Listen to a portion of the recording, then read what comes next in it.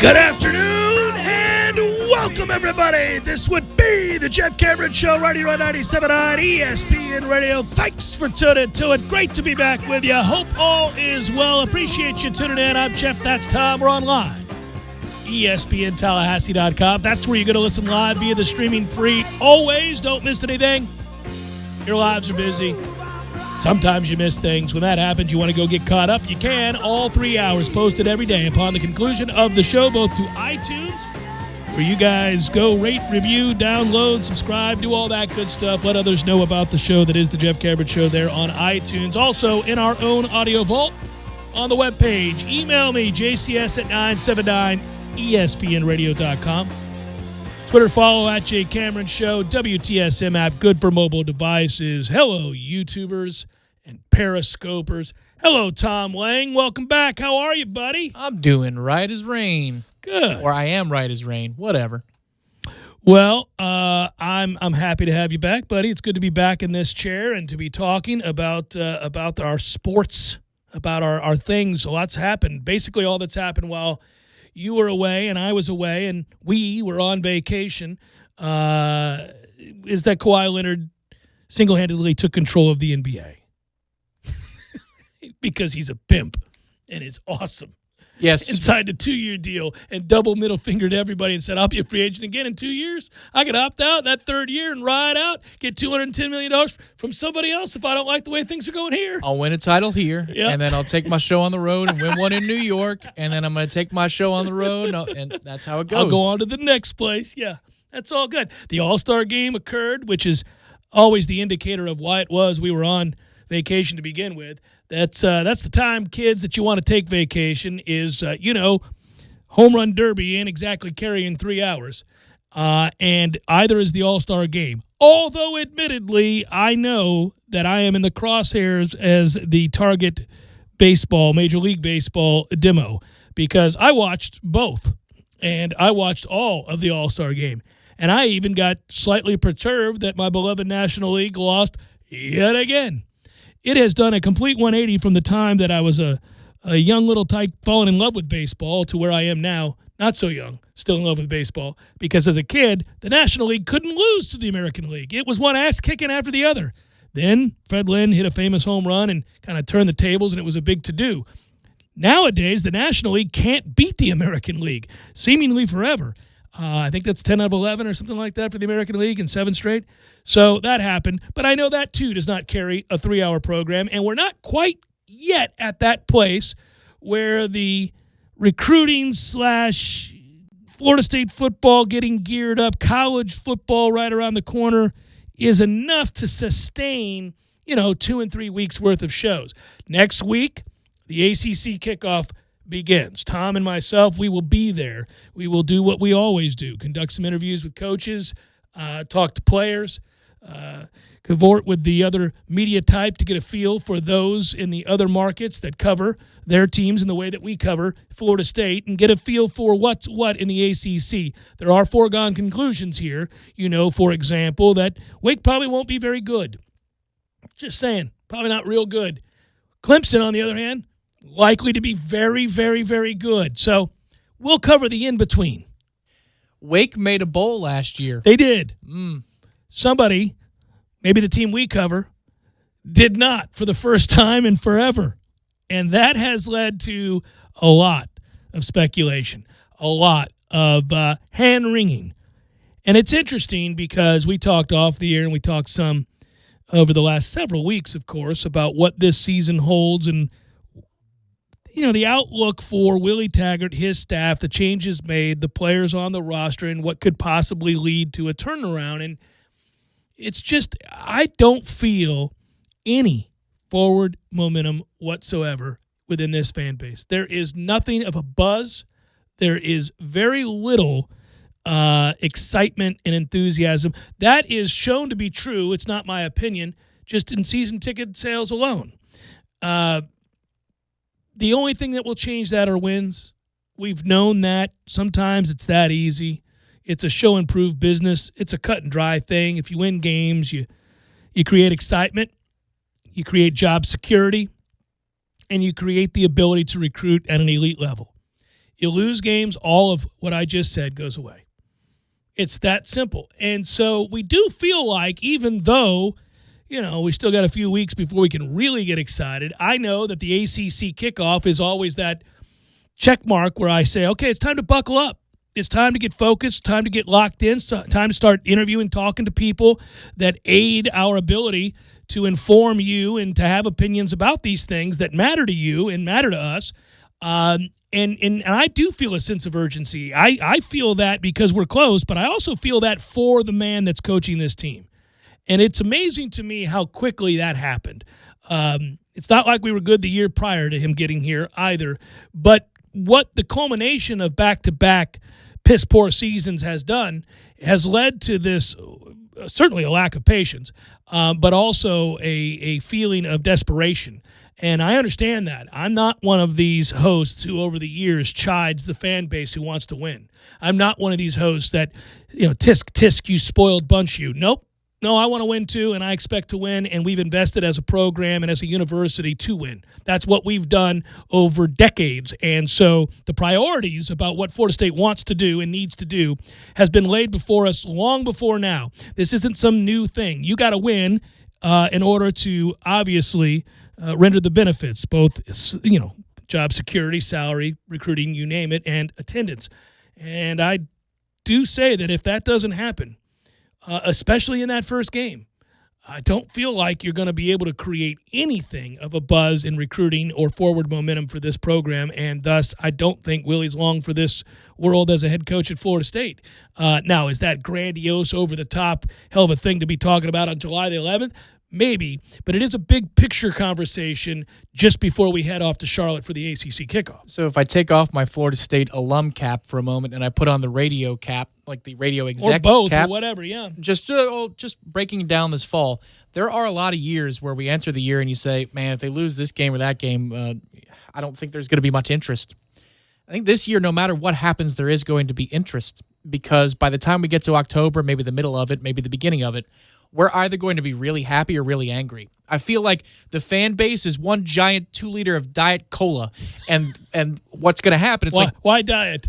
Well, here's why. Okay, because we have the Mentos Fresh Makers. Oh, we've got the red one and the blue one. We're going to do the thing, and you're there, either going to be really happy and drop it in there, and the fans are going to explode with happiness. Yeah. Or the red one's going in, and it's bad news, and we're going to be really angry, and there's going to be a lot of talking to be done come October and November and into the offseason. I talked to a source. I don't often do this thing where I go on the air and necessarily kind of give you the ambiguous source type thing, but just trust me on this. I talked to a source that would know and is in a position to know and have these kinds of conversations.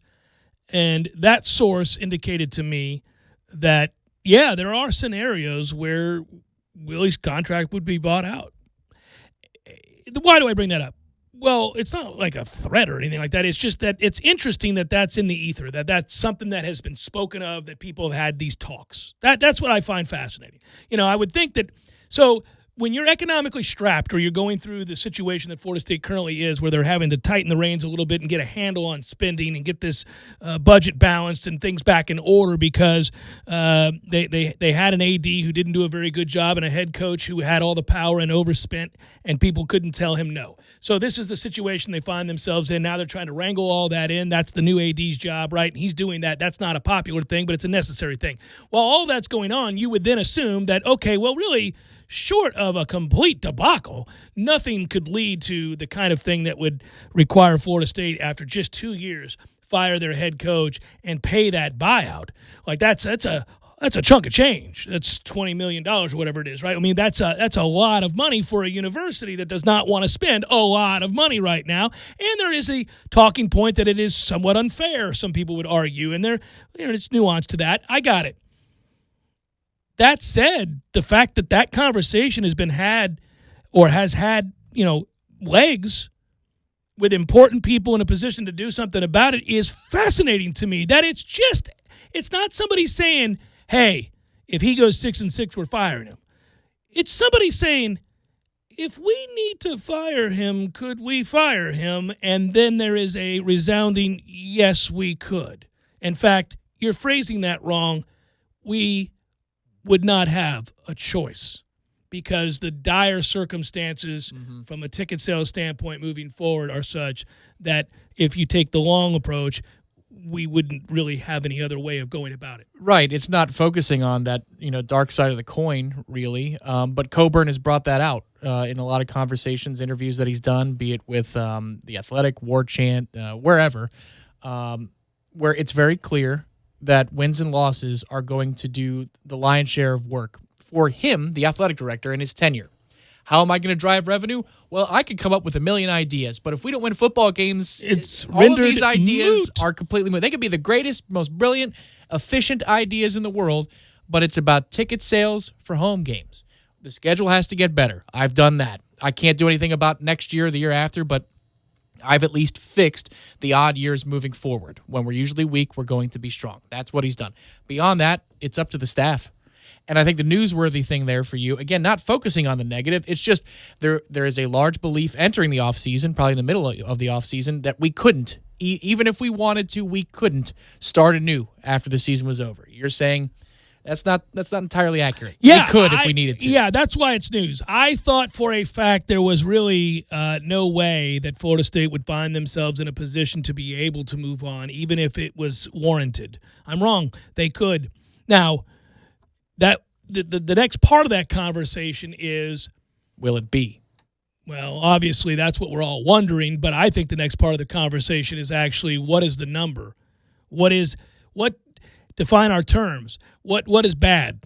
Because I can argue 7-5 is bad. I'm going to tell you, if you lose 12 games in 2 years, you're not doing a good job. Right. Is it bad enough? Maybe that's the thing. What's bad enough? Yeah. What would be the magic number? Well, the retort. That's not magic because then you're looking forward to it, it sounds like. Well, and the retort there is, how'd we lose? Who'd we lose to? What were the scores? Injury luck. Yeah. What happened from an injury standpoint? I mean, look, I think it's all, for example, there are certain situations where you'd say most of the things that lead to a result like the one I'm describing are off the table if James Blackman goes down with injury. Right, if you go 7-5 or 8-4 with a backup quarterback, you feel really good about the season. Okay, they really had things together because they really, they were dealt a bad hand early on and they survived it. Yeah, so that's what I mean. That's why you can't just say with any degree of certainty that a specific record is the answer to the question. I don't know. I mean, how you win and lose matters. Whom you lose to matters, and whom you beat. Just thinking about the many shows we've done before the break, and you talked about if we have a bad year, what sucks is we're going to have a lame duck season. But if that's not the case, then, right? I thought if we had a bad year, we were all doomed to watch a lame duck year 3, a playing out of the string, as they say. And in fact, no, that third season might not be an option. So what does that do? Well, it just ratchets up the pressure. And why do I bring that up? Well, because I think it's going to get brought up to Willie. It's going to get brought up next week. There are people who have asked far more, and to a greater degree of insensitive questions to coaches before than how does it feel to be on the hot seat. He can scoff at it. How he handles it will be fascinating next week. I guarantee you somebody next week is going to ask something along those lines. The verbiage may be different, but they asked Jimbo about his divorce. They're going to ask him something as it pertains to football that's a little bit of a bristler. Well, we documented it. It was SI.com, I think, or CBS Sports, one of the two, that wrote that Willie's on the hot seat back in February. Yeah, there's been any number of those articles. A lot of times the reasoning in those articles are not as thorough as the one I just laid before you, but they're usually... When you get a large collection of media up at a ACC kickoff event or an SEC kickoff event, there won't always be the most informed type of question. Everybody kind of braces for that in the pool interview setting. Most of the time, that is exactly what you're going to get. Now, there are some really good reporters that'll be there as well, and I find it fascinating because and we talked about it on some of the headlines this week, but how he handles those. Last year when I went to that thing last year, Tom, one thing that stood out to me was that.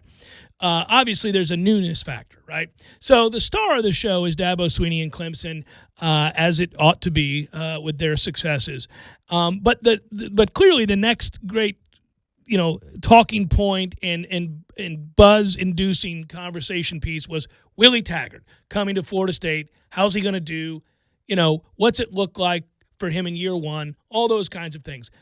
And he was kind of the buzz of the ball outside of Dabo, right? I mean, you got there, and it was like everybody wanted to talk to him. Everybody couldn't wait to get there one-on-one or set up in a group pool and hear what he had to say. That's not going to be the case this year. I mean, you have a lot of other stories that warrant. Obviously, once again, unfortunately, Clemson will be the star of the show. But from there, Dino Babers won 10 games at Syracuse. That's crazy. There's buzz around Virginia, Florida State's opponent in Week 3.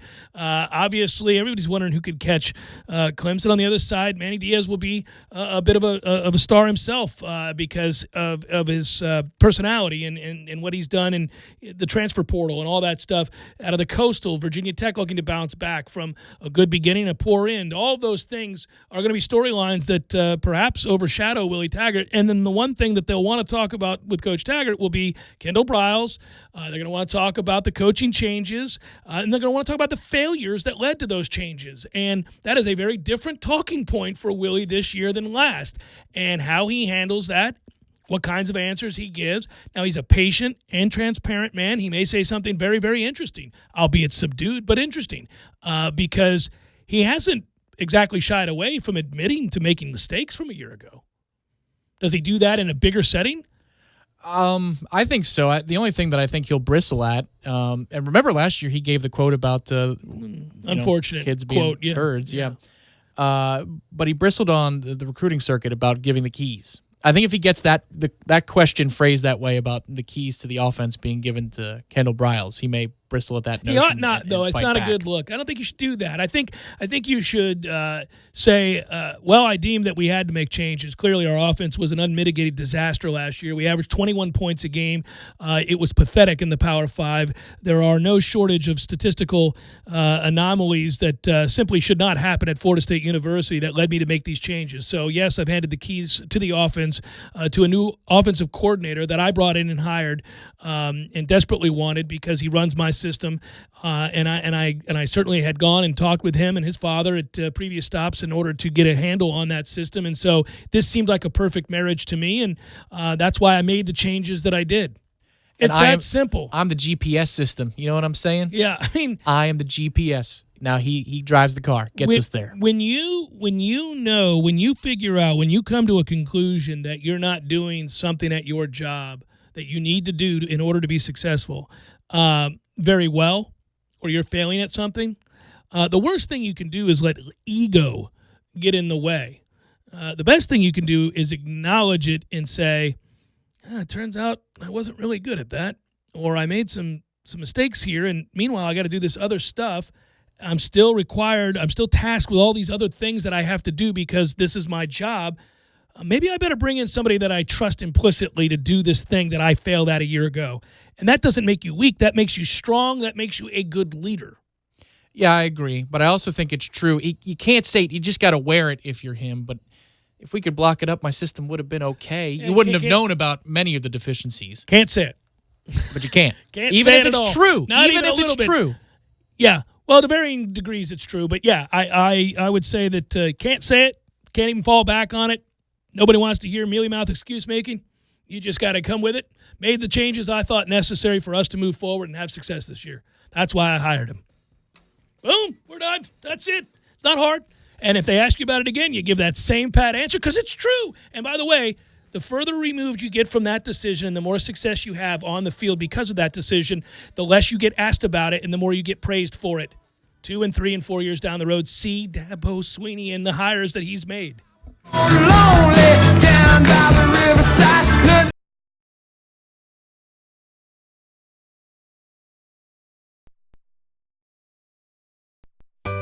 Sorry, boys, I did not have time to pack. We got this. It's right here, guys. We got this. I thought I could handle it. We got this. Moving doesn't have to be a hassle. Call us first at 2 Men and a Truck. No matter the move, home or business, we'll make it a smooth one. I forgot something. We got this. Tallahassee Sports Monster. Fonville Lewis Messer McConaughey sponsors Braves baseball so that all of you can enjoy the action. Ever since the days of Hank Aaron and Dale Murphy, we've been Tallahassee's home run hitting law firm. And because we don't get paid unless we win, we want to win every case as much as Chipper Jones wanted to win every game. So when you're injured, don't just trust any law firm to handle your case. Make the call to the bullpen for a trusted closer. To see our stats on the back of our baseball card, visit wrongfullyinjured.com. Fonville Lewis Messer McConaughey. Personal injury law is all we do.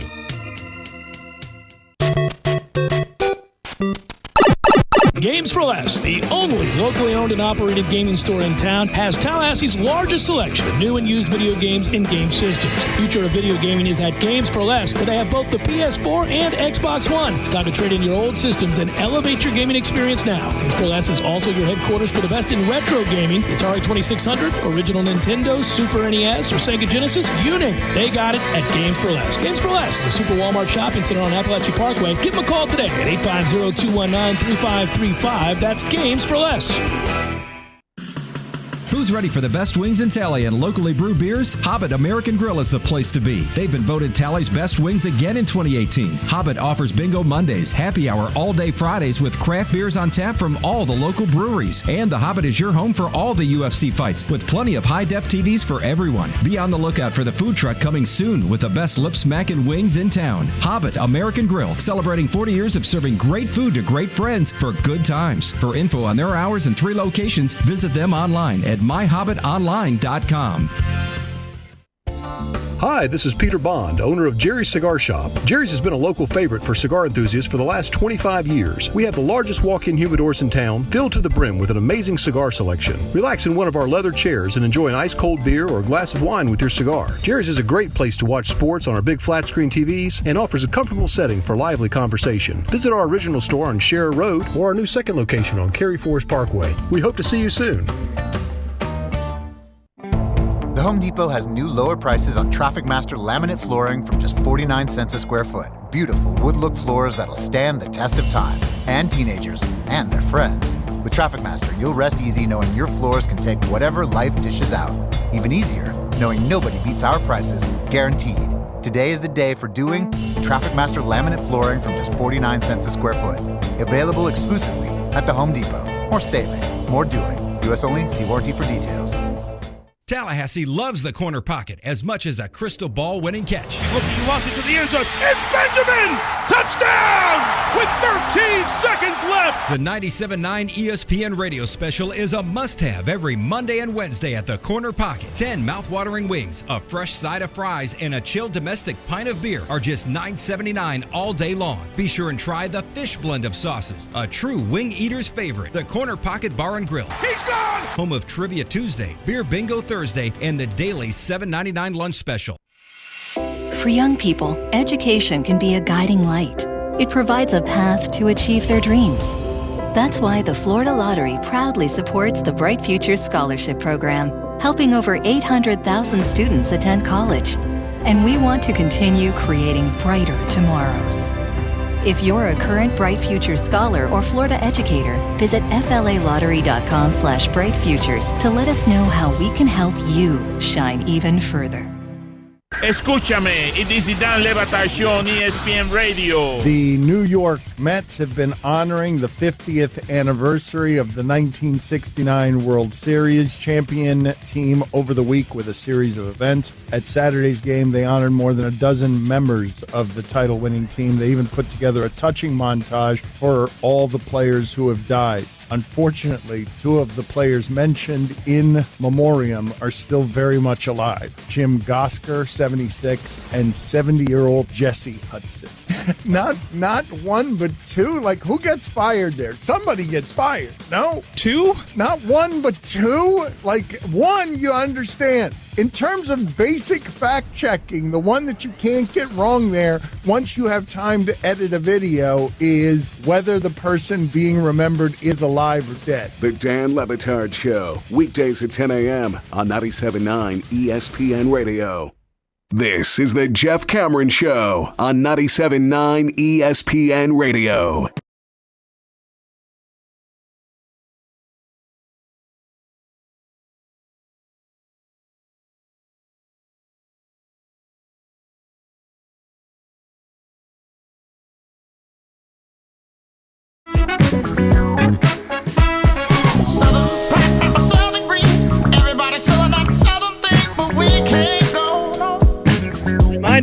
Reminder. These guys.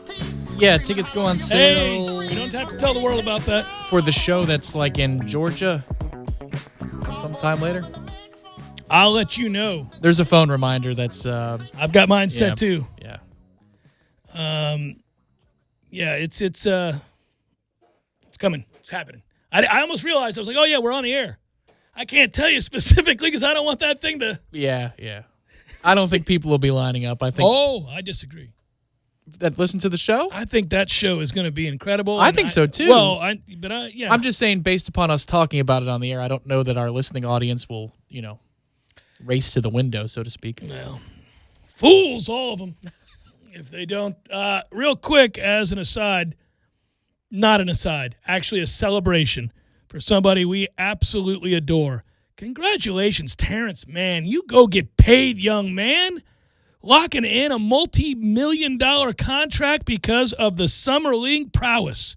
All of the things that made us fall in love with him as a player and as a representative of the university, clearly the Clippers have seen in a very short period of time, because to ink a guy like that, who is a second-round pick, to the deal he just got, says that they are believers in what he brings, not only from a strategy standpoint and from a physical tool standpoint and for what he can do to aid his team, but also the leadership seems to be something that they are investing in as well. That is a legit contract. He is making $6.3 million, a life dream realized. Mm-hmm. Good on you, young man, for doing all of the little things that largely get overlooked in a stat sheet, but we're seen by an NBA team that will be one of, if not the, odds-on favorite to win the NBA title. Yeah, that's something that certainly developed while we were away. In the dead of night, even still, it was on a Saturday night, I think, when that announcement came down. And I makes sense to me what they're doing here, the Clippers, because their money is going to go to like two dudes.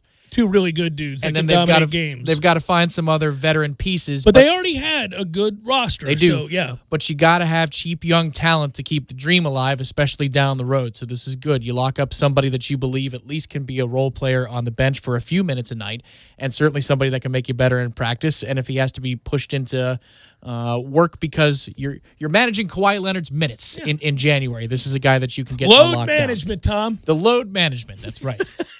That is the new chic term for that side of the Staples Center. I can't say it without being a child. One thing to note. I tried to dance around I know, but I said it resoundingly. One thing I would note here, and he's right, by the way. I should credit Michael Rogner, who wrote this earlier, and I thought about it when he wrote it because it's true. A good contract, if you get picked in the second round, is, you get what's called a two-way option. You get paid as an NBA player when you're with the parent club and as a G League player when you're in the developmental league. But his contract that he just signed now is much, much better than that because, again, it's $6.3 million for starters. But secondly, it's a 4-year deal. But more important than the 4 years, 2 of those are guaranteed. So no matter what happens, if he plays poorly, if he gets hurt, knock on wood, none of this happens. If it doesn't work out and they don't think he's a fit, anything, he's a millionaire. Hey, that's it. He's a millionaire. You obviously don't spend it all in one place. You got hopefully a long career and a much bigger contract coming down the line. But man, that's so awesome. If he could still be a bust by the Clippers standard and play overseas and make a ton of money after that. So you just got that huge lump sum. And you're right. He deserves it more than most that we've seen come through Florida State athletics in general. It's just he was a glue guy who could take over a game every once in a good while. He had games where he dropped 26. Yeah, right, yeah, he right. could do that, yeah. But it's all those little details of winning that coaches talk about ad nauseum, and we roll our eyes when we read it in the newspaper or see it in a press conference. But that's what he was. He lived that. He was the Lonnie Pryor type, right? Man, Lonnie Pryor. And you want to see those people rewarded. And, Lonnie, unfortunately, the NFL, it's got very fixed needs. He was a tweener. He never had a chance in that regard. In the NBA, though, Terrence Mann got it done, got the money. Yeah, and oh, by the way, Fernando Cabangeli hasn't been bad. Now, he already had his guaranteed money because he was the first-round pick, but he is a guy that has shown why they invested the pick in him, but he's also been a guy, and we said this because he has work to do to avoid stupid fouls and defensive lapses. The speed of the game has been tough on him. And that's something I think we forget about sometimes. These guys are the level of play we talk about when you take that next step up and how fast things happen. A good example of this on a much larger scale in a bigger situation and with a much better player. But when Boogie Cousins came back after all of that time, in essence, not playing for 18 months. That's a good get for the Lakers, by the way. Yeah, if he can continue to progress. Well, but he and AD have a history together, and they were great before the injuries. Yeah, but what I would tell you is, remember in those games, the first one back, he filled a very specific need, and they couldn't defend the pick and roll, and the next thing you knew, he was having a great night. They adjusted in the next game, and he was lost, useless and lost. Absolutely out of place, getting exposed and abused defensively, and the speed of the game looked like it overwhelmed him. Now, that's, again, getting back into shape and game speed and getting back to where you make anticipatory decisions and physical moves. Cabangeli physically fits the mold when you watch him in these games. Even having stretches of 2 or 3 possessions where he is manhandling people and abusing and dunking and doing all the things he can do, and his body type and explosiveness and motor should do. And then other times, man, back on the other end, you're like, there's 2 sides to this, my man. Mm-hmm. We got to go back and do something here defensively. He'll adapt, though, because he's not a lifelong post player, and that's the good or wing, whatever you want to call him. But he's not done that his entire career, and so he had to learn a little bit on the fly in the ACC, and by the end of it, we knew halfway through the season that this could be a problem if he's interested in not only not just being a lottery pick, but being a first-round pick. Well, we're going to lose him. He'll adapt. I've got no worry about him because he's a team player. He's going to fit into that organization smart, with a guy like Kawhi. Listen, Kawhi may be somebody who pulls the strings behind the scenes, but when it comes to work ethic, badass dude. Yeah. Man. No, work ethic, dedication, commitment, intelligence. I think they're cut from the same cloth. I mean, they're not the same athlete, don't get me wrong, but I think those two are cut from the same cloth. So, it's pretty cool to think about Cabangeli sitting on a team charter, going across the country and sitting next to Kawhi and picking his brain for an hour and asking him, what do you think about this, that, or the other? Which you should do. Yeah. It should be noted, too, and I'll get back to Cabangeli and Terrence Mann in a second, but I would point this out. It's so fascinating just to take a quick look back at how we arrived where we did with Kawhi Leonard.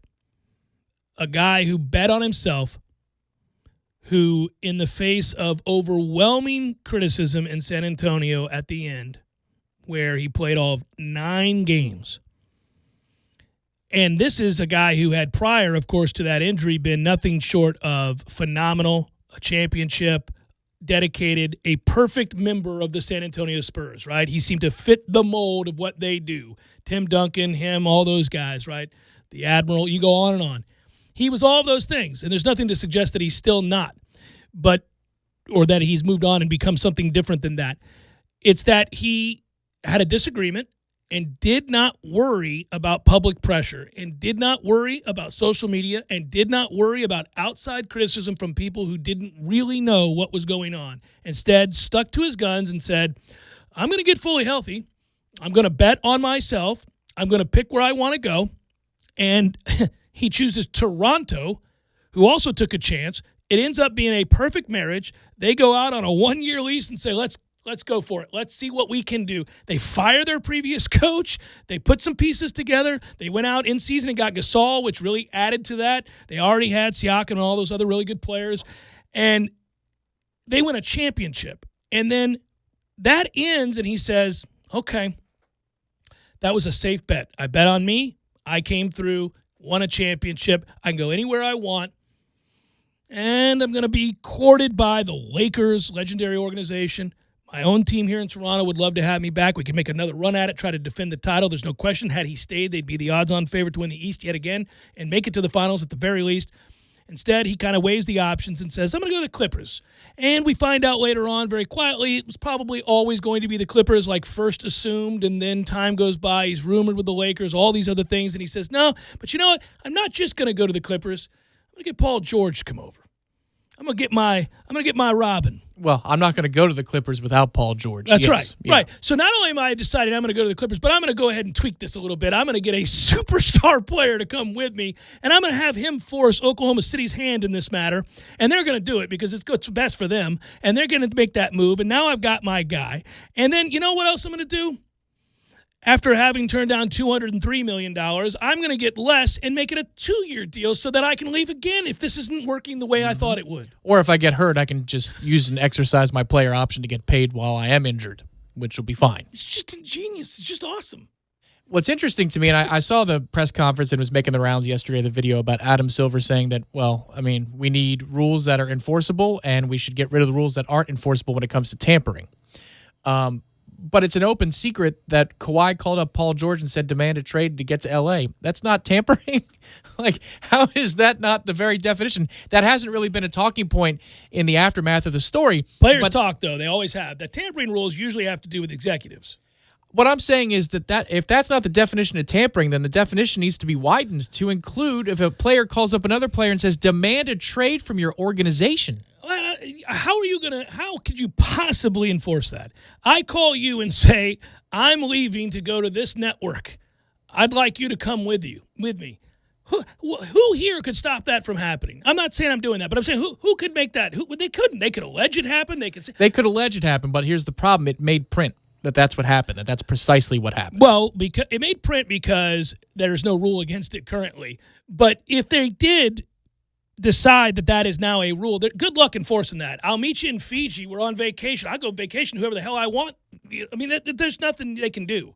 We're eating lobster, drinking champagne. I go, hey, T. Lizzie, let's ride out over to wherever. I mean, good luck enforcing that. There's really no way to do it. Also, Windhorse has made a good point about this. Like, this is the league, man. This has always been the case. The power is kind of transferred from executives having total control over players to players having control as to where they want to go. And you can go all the way back to Kareem Abdul-Jabbar saying, I want to be traded to the Lakers and demanding that trade.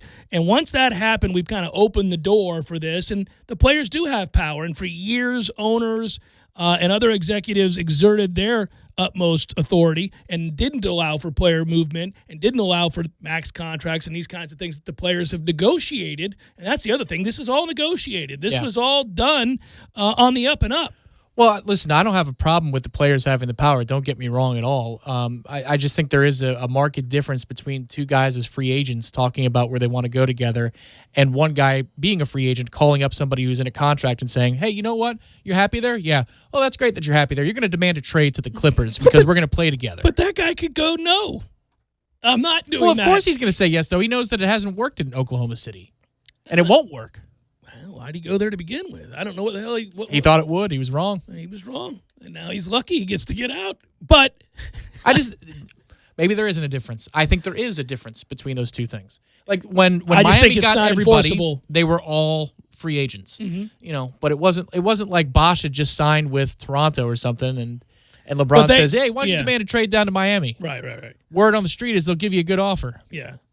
Well, I just don't think it's enforceable. I think that ideally maybe you'd love to try to keep tabs on that, but I don't know how you do that. I mean, you're not going to wire these guys. It's not the FBI. I mean, you can't. I mean, if I go to lunch with you, there's you're nothing right. you can do. It's impossible to enforce, but listen, I love Kawhi, but that one I was like, oh, really? Well, all right.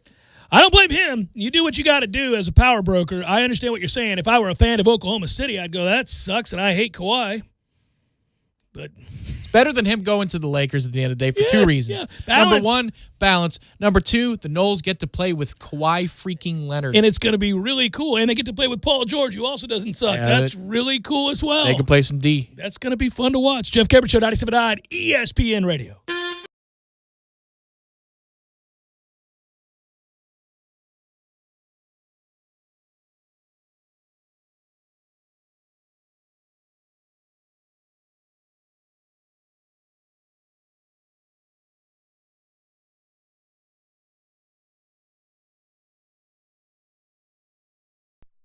Sorry, boys, I did not have time to pack. We got this. It's right here, guys. We got this. I thought I could handle it. We got this. Moving doesn't have to be a hassle. Call us first at 2 Men and a Truck. No matter the move, home or business, we'll make it a smooth one. I forgot something. We got this.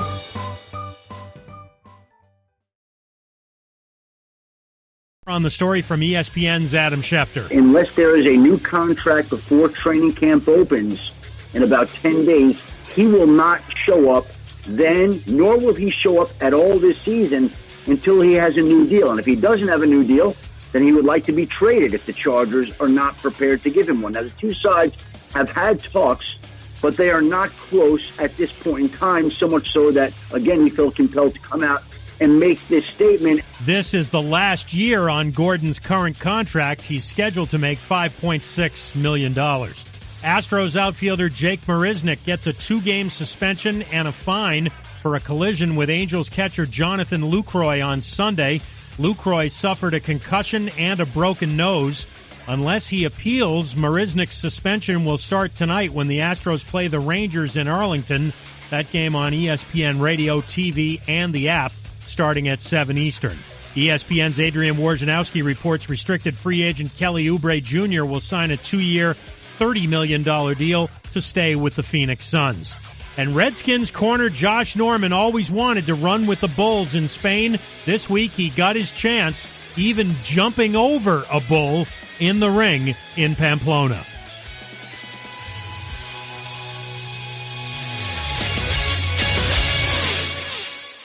I give to you easy laundry service from my friends at Wash Around the Clock. Oh, buddy, this is a game changer. If you're like me, your life is hectic. Between work, school, your kids' sporting events, and activities, well, it leaves you precious little time to kick back and take a load off. About the last thing you want to do is hours of laundry, but there it sits, staring at you, taunting.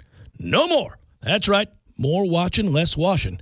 Save hours of valuable time when you sign up not doing laundry with easy laundry service from Wash Around the Clock. Whether it's dry cleaning or just plain laundry, Wash Around the Clock's easy laundry service will pick up and deliver at your home or office. So sign up for free today at easylaundry.net, or you can give them a call, 850-597-9007. Again, sign up today at easylaundry.net. Oh, and by the way, I got you. Use promo code JCS20 and save 20%. That's promo code JCS20. You're saving 20% on your first order. That's easylaundry.net from Wash Around the Clock. Need help moving? 2 Men and a Truck Tallahassee provides professional home and business move services, both locally and long distance. For your next move, visit 2men.com or call them at 850-224-2232. 2 Men and a Truck, the movers who care. Tallahassee Dodge Chrysler Jeep Ram is the Jeep headquarters of America. We've purchased over 100 Jeep Renegades, and they've all arrived and are on the lot for immediate delivery. 2018 Jeep Renegade Latitude with MSRP starting at $25,120, on sale now for $18,870. That's a savings of $6,250. A new Jeep starting at only $18,870. Those prices are unheard of and can only be found at your Jeep headquarters of America, Tallahassee Dodge Chrysler Jeep Ram. No other dealer can offer you this kind of savings. We buy in mass quantities and pass along the savings to you. 2018 Jeep Renegade Latitude, starting at $18,870. Payments as low as $299 a month. On the corner of West Tennessee and Capitol Circle, where we're right on the corner and always right on the price. Check us out on the web at TallahasseeDCJ.com. All prices include rebates and incentives plus tax, title, and dealer fees. State number 18J605. Must finance through Chrysler Capital and qualify for all rebates and incentives. Individuals and businesses with tax problems, listen carefully. If you owe over $10,000 in back taxes or have unfiled tax returns, U.S. Tax Shield can help you take back control. The IRS can seize your bank accounts, garnish your paycheck, close your business, and file criminal charges. Our team of tax attorneys can stop collections and get you protected. U.S. Tax Shield offers a price protection guaranteed quote to get you protected today. U.S. Tax Shield is A+ rated with the BBB, so call 800-466-9625. U.S. Tax Shield, 800-466-9625. Broadcasting live from the Tallahassee Dodge Chrysler Jeep Ram Fiat Studios in the capital city of Tallahassee. This is the Jeff Cameron Show, brought to you by Cornerstone Tool and Fastener on 97.9 ESPN Radio.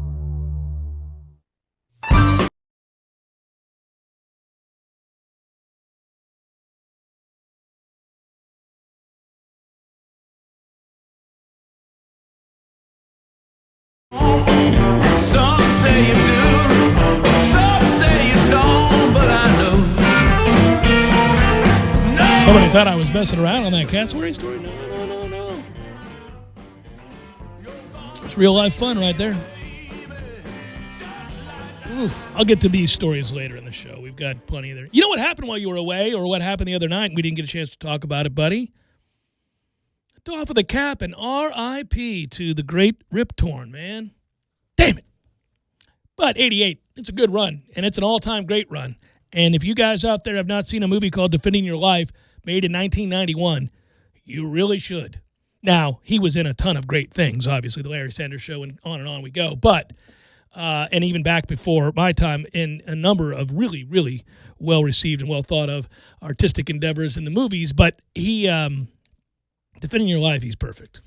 Yes, he is. That was my first Rip Torn movie experience. Of course, he was in Men in Black as a kid. That was a blockbuster in the summer, and he was funny in that. He was also in Dodgeball, which in my teen years was a fun movie. Yeah.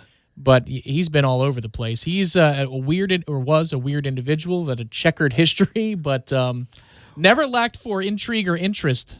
His checkered past has an awful lot to do with his affinity for having a good time. That's right. Yeah, that was. It led to some interesting nights, including breaking into a bank that he thought was his home. That's a true story.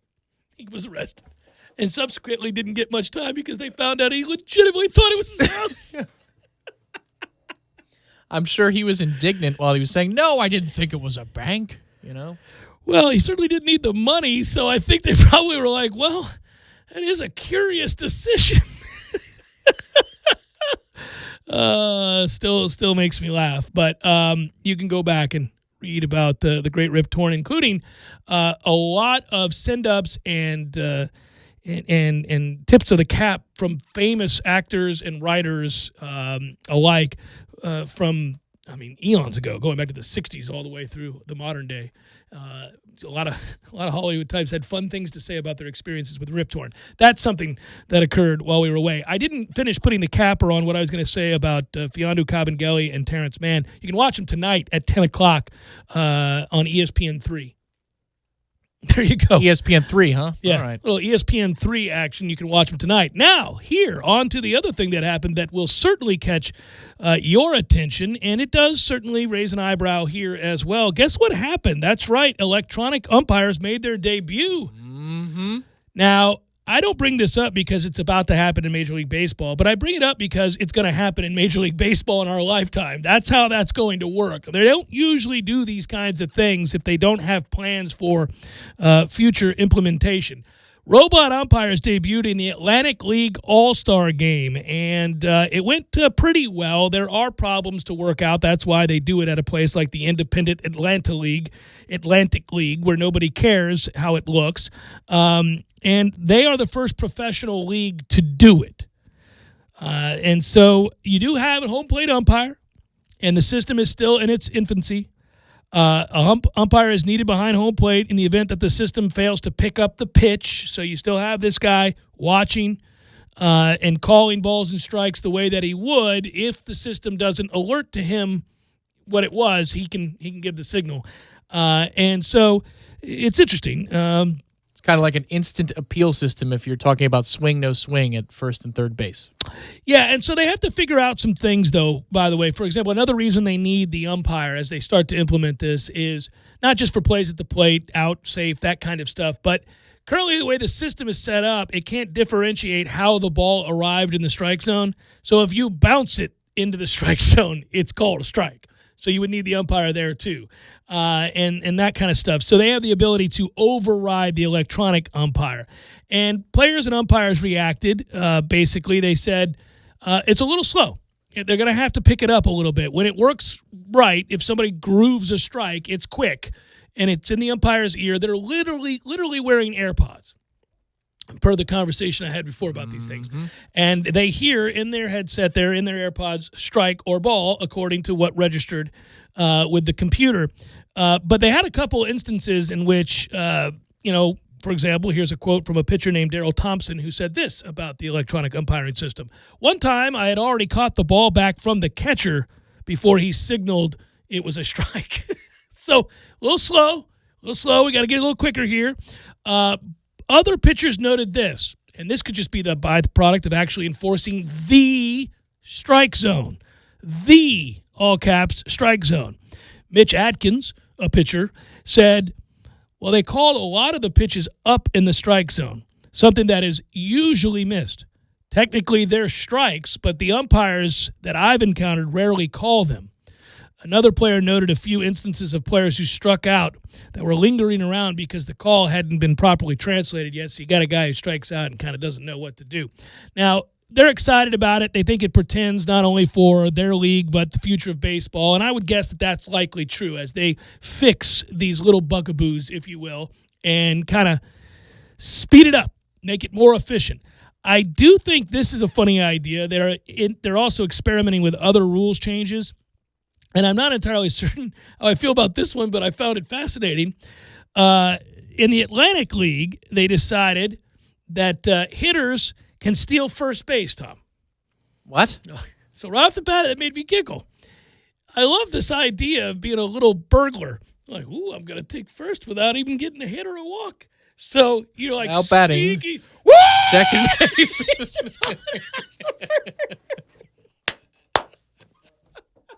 I love it. I caught you with your pants down. You guys are lollygagging out there throwing the ball around. I'm taking first.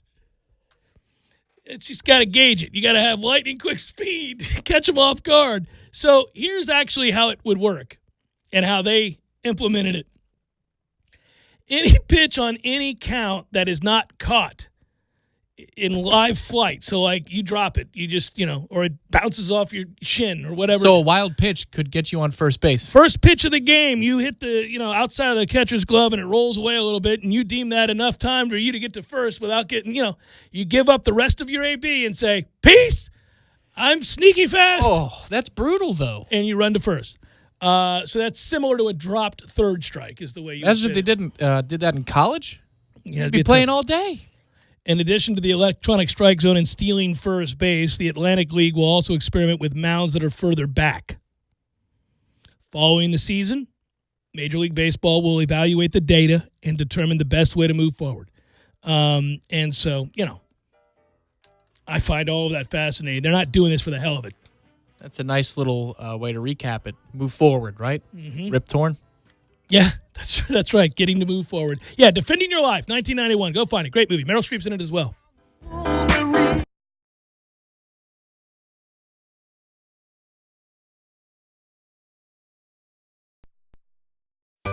Sorry, boys, I did not have time to pack. We got this. It's right here, guys. We got this. I thought I could handle it. We got this. Moving doesn't have to be a hassle. Call us first at 2 Men and a Truck. No matter the move, home or business, we'll make it a smooth one. I forgot something. We got this.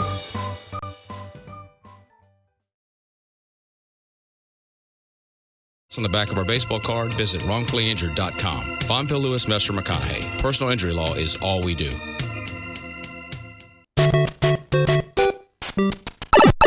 Games for Less, the only locally owned and operated gaming store in town, has Tallahassee's largest selection of new and used video games and game systems. The future of video gaming is at Games for Less, where they have both the PS4 and Xbox One. It's time to trade in your old systems and elevate your gaming experience now. Games for Less is also your headquarters for the best in retro gaming. Atari 2600, original Nintendo, Super NES, or Sega Genesis, you name it. They got it at Games for Less. Games for Less, the Super Walmart Shopping Center on Appalachia Parkway. Give them a call today at 850-219-3535. That's Games for Less.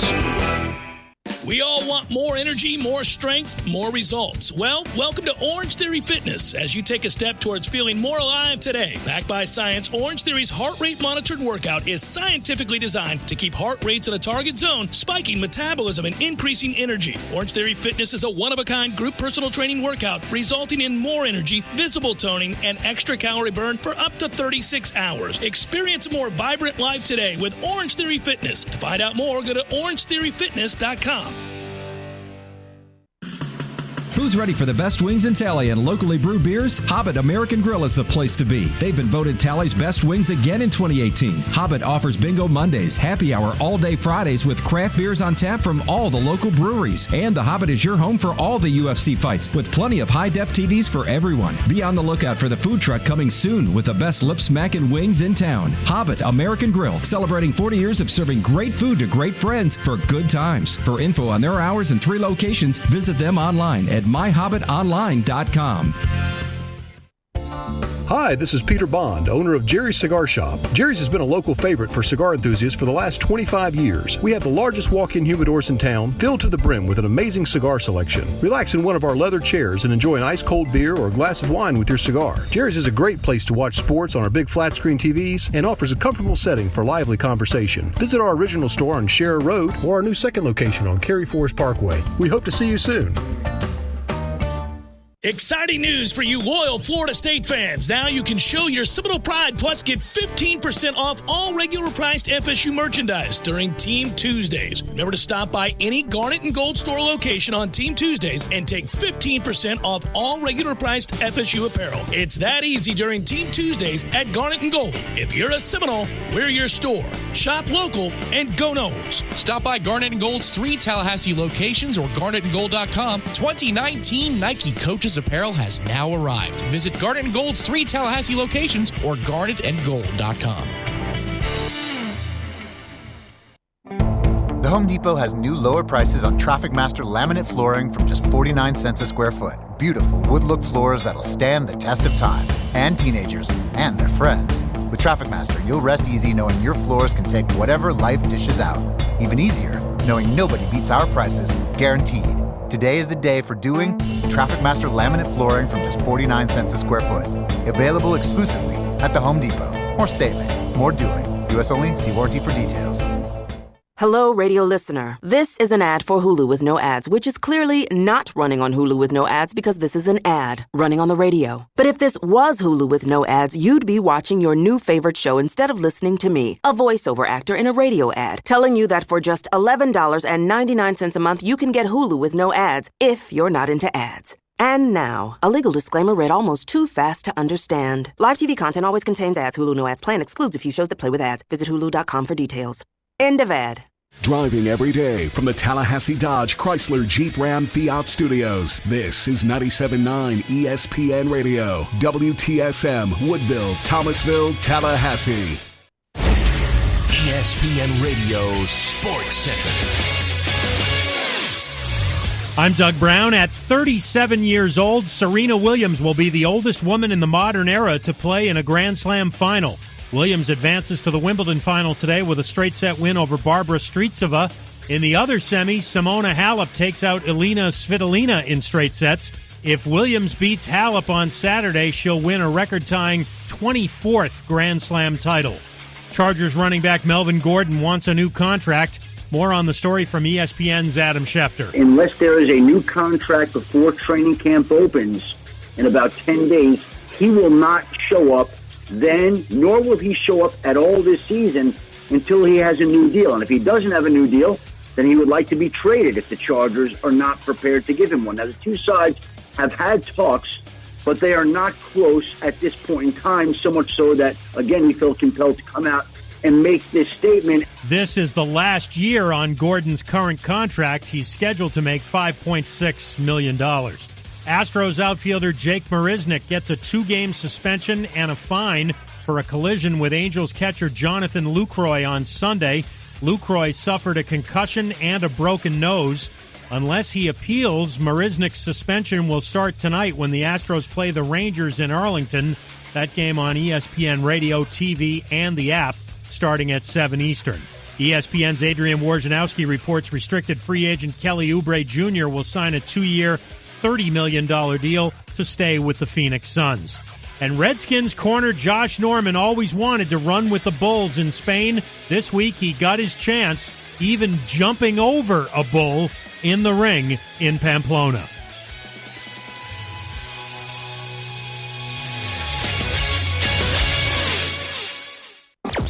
Broadcasting live from the Tallahassee Dodge Chrysler Jeep Ram Fiat Studios in the capital city of Tallahassee. This is the Jeff Cameron Show, brought to you by Cornerstone Tool and Fastener on 97.9 ESPN Radio.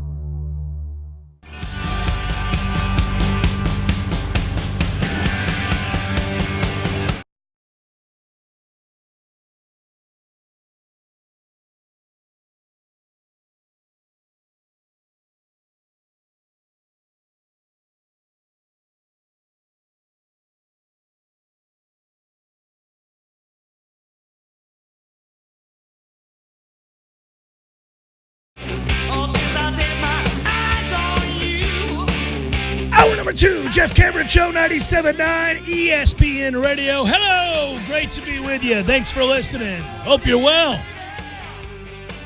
You doing well out there? Everybody okay? You complaining a lot about the heat? Annoying coworkers? Yeah, Jimmy Butler. I mean, come on. Well played. I'm Jeff. That's Tom. We're online, ESPNTallahassee.com. That's where you go to listen live via the streaming free always. Of course, if you miss portions of the program and you want to catch up, you say, how can I catch up, Jeff? How am I going to do that? Well, iTunes says, we house the Jeff Cameron Show. We've got the podcast. Come and listen here. And then tell your friends about it and rate and review it so that others may find it here too. It's also on or in our archived audio. I always make that mistake. It's not on it. It's in it. And on Twitter, it's at J Cameron Show. That's on. WTSM app and hello, YouTubers and Periscopers. I hope you are well. And we do today, we do tomorrow, we do Monday, and then Tuesday, more time off. I'm kidding. We're driving. We will be off, but we're driving to make our way to Charlotte for the ACC kickoff. And that has me pretty jazzed, pretty excited. Yeah, you're pumped for this trip. I could see it. I'm ready for football, man. It's not and you know what? For different reasons than usual. I'm pumped for football not because, golly, I missed the hell out of some football, and I love football, and I can't wait till football's on so I don't have to miss it anymore. Nope. We got really serious questions that got to be answered this year for this football program, and this is kind of the start of that. We get to ask questions, they get to be answered. And then this begins the whole process. You know there'll be some nugget, something that comes out of the ACC kickoff. Now, is it enough to justify an 8-hour-plus drive up there, setting up equipment, doing those interviews, driving back, doing a show on Thursday? I don't know.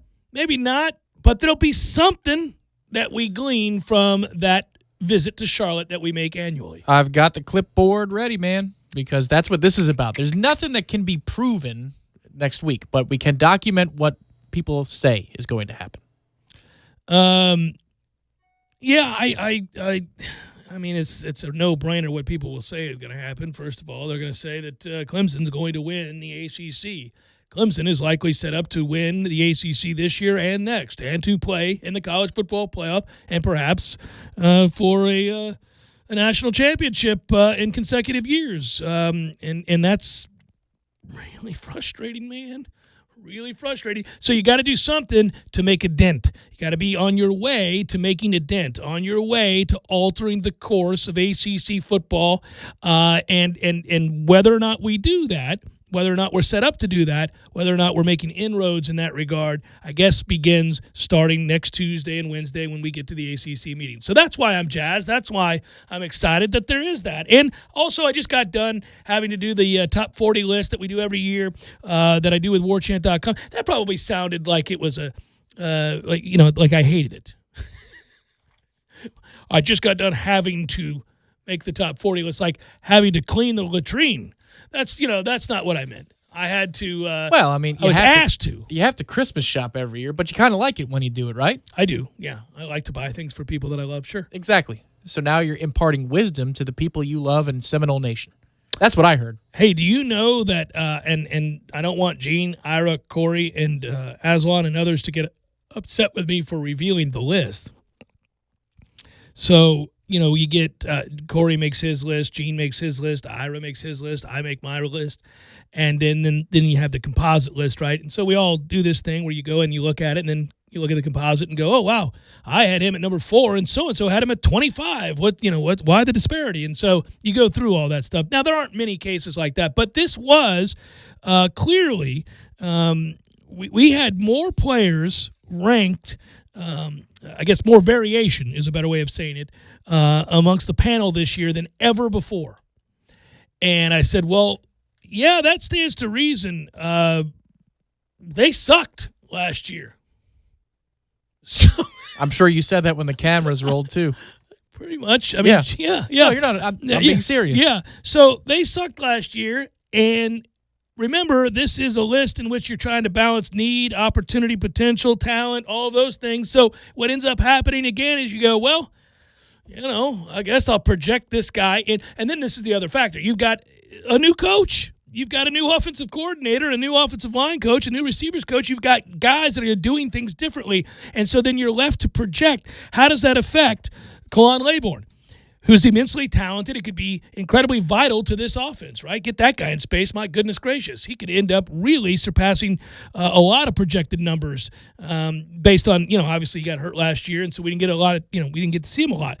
What does that mean for a Cam Akers? What does that mean for DJ Matthews? What does it mean for Keyshawn Helton and Trey McKitty and so many guys? You're wondering all these things. And so that's why I think you have such a disparity there. It's why you might have a guy, like I say, like a Trey McKitty that's in my top 20, but he may be way down the list for some other person because, he had the drops last year. Things went kind of sideways on him. Did Bavion make the top half? You have the composite list there, or is that everybody's line item list? No, I got the composite list. He did make the top half, barely at 19. Okay. I just wondered. That's more about what he needs to be, right? Well, top 10 is what he needs to be, because then we're rolling on Big River, winning 9 games. So I would argue, of all the guys that are right there close in the top, whether it's like number 10, 11, or 8 or 12 or however you want to do it, where it gets interesting to me is where would you have had a guy like Kando? Well, I've got to weigh skill with need, with importance, and something else, right? And having done nothing else, done anything of any value so far. But talent, need, opportunity, potential. Okay, opportunity is there. Opportunity is certainly need there. is there. Yep. Potential's there. Yep. Talent, I don't know. So 3 out of the 4 he gets, 12. I think he's 12. That's awesome. Is that right? I think he's 12. Let me see. He was right there. No, he's 11. Oh, well, sorry. I'm sleeping on him a little bit. He's 10. He's 10. I got it wrong. Do I hear 9? No, he's 10. He's definitely 10. Okay. In the composite, he's 10. Sorry. How about Janarius? Robinson, I'm not going to give away the whole list. But, no, I don't. I like Janarius. Yeah, but he's outside the top 20. He won't be by the end of the year. There it is. So do you think a guy like see, I had as most underrated on this list. I don't know what my cohorts were doing, but they had Amari Gaynor way down low. I'm like, come on, man. That guy's got to be a baller this year. He might be, but you got Dontavius and Jaleel with Hamza. I know. We're playing a 3-4, so the opportunity might be there. But are we going to put, would be going to be on the backside? I'll tell you really what you want to do, and you want to have fun with this. I'm really curious because he's a bit of an enigma in that he was so good in Jimbo's system in year 1, and then again, we know the many reasons it happened last year, but Cam Akers, that's going to be fascinating. Well, he was good in Jimbo's system by midseason and then beyond. Really good. But there was a curve in the beginning. Yeah, he didn't have great vision and he didn't have patience, and then he did. And then all of a sudden you saw him explode. But it was all there once it happened. Last year, I would argue that really the results cannot be used against him in an overwhelming way because he got hurt on the first play of the game in the season for us. I mean, right out, he got blown up. Yeah. Blown the hell up. The first offensive play we ran and that was precursor to the rest of the season for everybody who had a handoff. We could not have known that was what was going to portend of the year for running backs. But he got blown up, hurt his ankle. First time he ran the ball and was never right again. Mm-hmm. And I think it affected him mentally as well. I think for much of last year, he just was going through the motions. there's a doomsday scenario here where let's just say you have a good season, maybe you exceed expectations, and it's either 9-3 or 10-2, depending upon where the turnovers fall. I'll take it, whatever this scenario lays out next. But the cost could be that you have a good enough year offensively that Tamorian certainly is gone. Cam and Kalen are both gone. And then you lose on the defensive side a guy like a Marvin Wilson because he leaves early after year 3, and he had a good season. You think LeBourne's going to be in a position to leave early? If he has big enough numbers and he's already been hurt once, he may want to just keep the tread on the tire and Man, nobody needs to go down that road. Damn it, man. I don't think that's out of the realm of possibility. Okay. I don't know. I hope he would test. I mean, let's just say he comes back full speed this year, right? Yep. He would be a freak at the combine. He'd have enough clips out there of his ability. And then that's the end of the discussion. If you're going to play tailback at the next level, yeah. Okay. I'm going to be angry if that happens. I have no future in which he's not in it next year. I mean, my man is going to be the star of the team next year. Right, because you know what? The depth chart would be a wide open hole. And he would hit it. And he'd be that guy. And by the way, yes, if you're going to project a 10-win season and everybody plays exceptionally well to the point where they end up getting they get drafted or certainly can entertain the idea of putting their name in there, then you're talking about Tamorian Terry being gone, Marvin Wilson being gone, Stanford Samuels being gone. I mean, good Lord, we can keep going on this I think list. The defense could absorb it. Gone. Well, I think the defense could absorb it more, but you're talking about, your best receiver, 2 really good running backs, and all right. It's hard to replace Tamorian no matter what happens, though, because we all believe he's gone after this year, right? I mean, without question. Yes, what are you doing? If Auden Tate can leave, right, and he had one good year, and it was a good year, don't get me wrong, and he was clutch for us, and he had more heart than most anybody on that team, but if he only had one good year, and you have this guy's ability, this is his swan song. I want so badly, literally, I wouldn't even have to be a Florida State fan. I could just be a fan of football. I would want, unless I was a rival of Florida State, I would really want Florida State's offensive line to be somewhat serviceable, if only to see what Tamorian Terry could do to defenses if given an opportunity to consistently have the ball thrown his way and make plays. He's exceptional. I don't want to see this. I don't want to see this because you're going to take my no card if I say this, and you'd be right to. But I'd be fascinated where Tamorian would get drafted if the offensive line was terrible again and he just went to the combine and there were a couple clips here or there.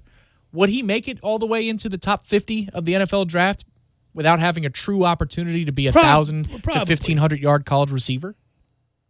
You know what you can be really happy about that you won't see, even if you wanted to? Trevor Lawrence throwing the ball to Tamorian Terry for Clemson. Because that would probably be special.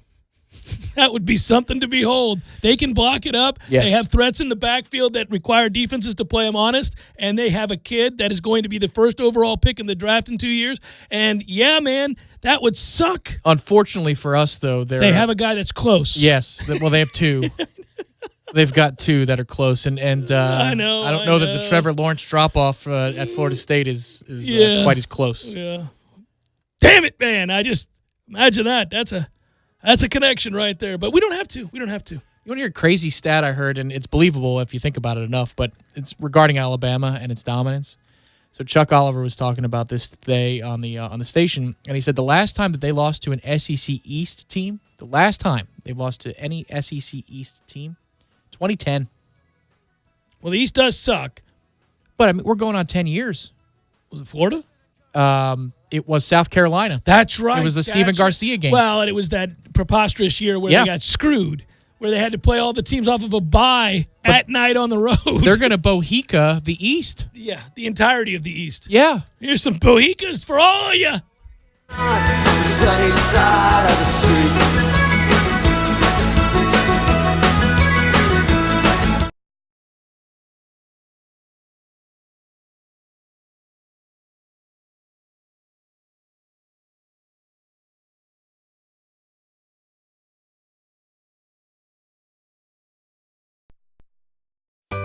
Sorry, boys, I did not have time to pack. We got this. It's right here, guys. We got this. I thought I could handle it. We got this. Moving doesn't have to be a hassle. Call us first at 2 Men and a Truck. No matter the move, home or business, we'll make it a smooth one. I forgot something. We got this. Can take a load off. About the last thing you want to do is hours of laundry, but there it sits, staring at you, taunting. No more. That's right. More watching, less washing. Save hours of valuable time when you sign up not doing laundry with Easy Laundry service from Wash Around the Clock. Whether it's dry cleaning or just plain laundry, Wash Around the Clock's Easy Laundry service will pick up and deliver at your home or office. So sign up for free today at easylaundry.net, or you can give them a call, 850-597-9007. Again, sign up today at easylaundry.net. Oh, and by the way, I got you. Use promo code JCS20 and save 20%. That's promo code JCS20. You're saving 20% on your first order. That's easylaundry.net from Wash Around the Clock. Introducing Hardee's Charbroiled Double Deals for $2.49 each. Your choice of the double cheeseburger, the new bacon cheddar double, or backed by popular demand, the Hardee's Classic. They're double. The beef. Triple. The options. You probably noticed the echo. It happens when we double the beef and triple the options with our Charbroiled double deals for $2.49 each. It's kind of epic. Hardee's, because it tastes better. Double the meat is compared to the small cheeseburger. Limited time only at participating restaurants. Price may vary. Tax not included. Summer fun calls for summer snacks, and Family Dollar has your favorites. Get 2 bags of Cheetos or Hostess Snack Cake multi-packs for only $5. Download Smart Coupons this week and clean up with OxyClean laundry detergent for only $1.95 or Palmolive dish soap for $1. And save even smarter. Get $5 off your $25 purchase with coupon. Find these deals and more on our app or visit FamilyDollar.com today. Seminole headlines. David writes, what do you predict your reactions would be on September the 1st with each of these 4 scenarios? 1, FSU wins by 25 or more. 2, FSU wins by 7 or less. 3, FSU loses by 7 or less. And 4, FSU loses by 25 or more. All right, FSU loses by 25 or more. I'll come on the show Monday and ask for him to be fired. You'll play funeral bagpipe music. I can do the bagpipe music and do the scenario because I do think that's the beginning of the end. I would think that, yes. Corey and I think, would argue about who got to write the column. Yeah, sometimes we argue about who has to write the column. That day we'd be like... I feel like we could, it could be a double byline. Yeah. Now, Corey, you go. First of all, that's not going to happen. But if it did, I don't think he would be able to recover from that. Yeah, let's assume that's not going to happen. So next one, losing by less than 7... You're just kind of like, man, this guy, this poor guy, this poor guy. I like some things I saw. What if they lose 6-0? The defense. No. Arlen Barnett has turned the defense around. Freaking Jimbo. Linebackers are playing great. I got to give you credit. That was quick. It was well done. Yeah. Okay. If they lose by 7 or less, I think it depends how the game was played. I mean, if you lose 38-30, 38-34 or something in a wild one, but like, boy, Barnett's in trouble. Yeah. But hey, Kendall Browse has turned it around. That's right. Yeah, that would be different. All right, so FSU wins by 7 or less. Good to get a win. All right. Good to get a win. All right. Big win column. We got some things to work on, but we got to win. Wasn't everything you wanted? No. But there's slightly disappointed, but I'll take that win. Good starting point. I'll take that win. And then finally, the last was win by 25 or more. Suck it, Jimbo. Suck it, Jimbo. I'm trying to tell all of you. This is where we're going. Championship. Get on the Taggart train. Yeah, baby. Going to class. Doubting Thomas. Boise. Look at this. This is what we do. Once we got that scum that Jimbo recruited out of here, we're ready to roll, baby. Tuesday night from 5 to 7 p.m. on 97.9 ESPN Radio. This is the Jeff Cameron Show. Jeff Cameron Show on 97.9 ESPN Radio.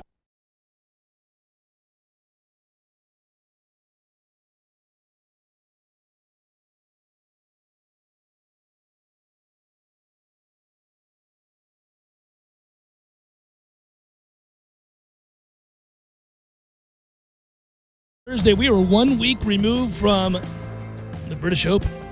Woo! That's right. So we're booking it out of there for Coastal Day because who cares about the Coastal, right? Yeah, other than Miami, maybe. Yeah, there was really no reason for us to stay for there, so we're riding out. It would be like the aforementioned SEC East Day. That's an amazing stat, and yeah, like I said, I could have had fun with that and mentioned that I know that the team out of the East that last beat Alabama was certainly not Tennessee. But 2010 South Carolina, we both remember watching, and I had forgotten about, and cannot believe it has been that long. So indeed, Alabama may, in fact, Platinum Bohica the entire east of the SEC. I was outside of Amalie Arena that day, which was at the time named something else, I'm sure, and watching that game at a hotel bar right across from Amalie. Yeah, and I know of that hotel bar. I couldn't believe it was happening. But then again, I thought at the time probably that Alabama was a fraud. I was like, see, but it was just I didn't realize the bye week thing was really, really against everything Saban. Yeah, they've long since proven that they are not a fluke. Wow, Ed, you got issues. On Twitter, @_Tom Lang, @Jay Cameron Show. Hungry for football? Tonight, 10 p.m. on ESPN2. Edmonton is giving 3.5 to the BC Lions. Over under 54 for your information. You going to take a piece of that? I haven't watched a second of Canadian football this year. It would be an uneducated guess on my part, and I don't like to gamble in that regard. I like to make educated predictions. So I'm not going to do that. I could look up the statistics, but again, I have not watched them play, and I usually like to have a feel for the players before I make these bets or trends. So I'll indulge you here. How many times since the year 2000, including the year 2000, do you think Tennessee has beaten Alabama?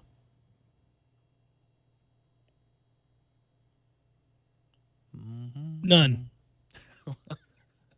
And that's a fun guess. Okay, 1. 5. Okay, 5. They were all like 2001, 3, and 5 or something. I mean, what win? The last time Tennessee beat Alabama was in Knoxville on October 21st, 2006.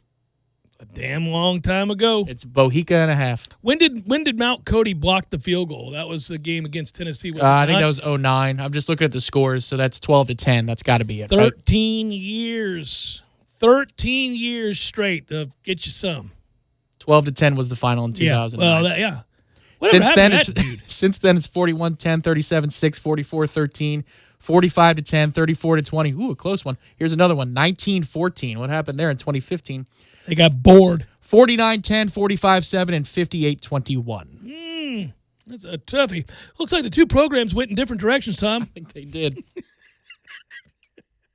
Things turned around. Oh, my goodness gracious. The last 2 years is 103-28. It's like it feels it's the numbers anyhow probably feel to them the way I feel when we take the field these days against Clemson. Even though we've had close games until last year, I've just felt that way going into that game. I've gone, if they play well and stay out of their own way, this could get ugly. And that is not a good thing and ought not happen. @Jay Cameron Show, @_Tom Lang. We talk about Willie and that this is his dream job. Is it possible that getting your dream job is a bad thing because you can't separate emotions from business? Well, sure, it's possible, I suppose. But I don't think that's what's the problem here. I don't think emotions and business and the lines being blurred are the problem here. If he kept the exact same staff year to year, you could worry about emotions, right? But he overhauled the offense. He was like, the hell with this. Yeah, man. That is a very surgical approach to trying to retain your dream job. That is, okay, I'm not going to have time to make sure that we are able to make this meld. We're going to go ahead and move on here. We're just going to start fresh, everybody. I've got thoughts on if this doesn't work out, where the fault for that will lie in terms of what Willie hasn't done. But I need to see this year first before I start laying out that case. Let's see what happens. You get this year. You definitely get this year to make an impact. You get the 1 year to okay, we'll give you that mulligan. Let's tee it up again here and see if we can find the fairway. Yeah, I just like how it's tied to the opening segment. It's not about, well, you get this year and then next year is just your little ride into the sunset. Yeah. You get this year. You get this year. And then it'd be funny too having that conversation. It's like he's waiting for the caveat and all that. You're like, you get this year, and then it's just the two of you nodding, Christian Bale and Kermit nodding their head. And well, this year you get this year. You got this year. Here we go. Let's see. Should be an interesting year. I'll talk to you later. You got a lot of work to do. Let me do mine, and you go do yours. I don't want to waste any more of your time. You need to, yeah. We've got this upcoming season. What an opportunity. That's the way you would say it. Got to look at it like that. You do. This is interesting. Ryan asks, if you could only ask Taggart one question before the season starts, what is it? Oh, God. Well, I was going to give myself this weekend to figure out what I was going to ask him on Wednesday when I see him. And I want more than one question. So I guess I haven't narrowed it down here. Let's see. One question. Well, okay. That's interesting because on the one hand, if you want to keep it moving and you want a look ahead and you don't want to relitigate what occurred a year ago and go back over the many things that we've talked about at length, and that more importantly, so has he, then it would exclude an entire set of questions that you would, A, be ballsy to ask, and B, probably risk offending the subject, because I would want to know why or how is maybe a better way, a less aggressive way of asking, he failed to do such and such. And, if you come out the box with that, that's probably not much of an interview. Right. Yeah. I don't think that's a toughie. I don't know that the thing I want to ask you before this year is, why is James Blackman in the game against Wake? Yeah, If you were going to shirt him all along. Yeah, and I wouldn't ask that, but I would. Yeah, it would be something along How those did lines. Harlan take the 3-4 suggestion? That's an honest question. Well, that's a fair question.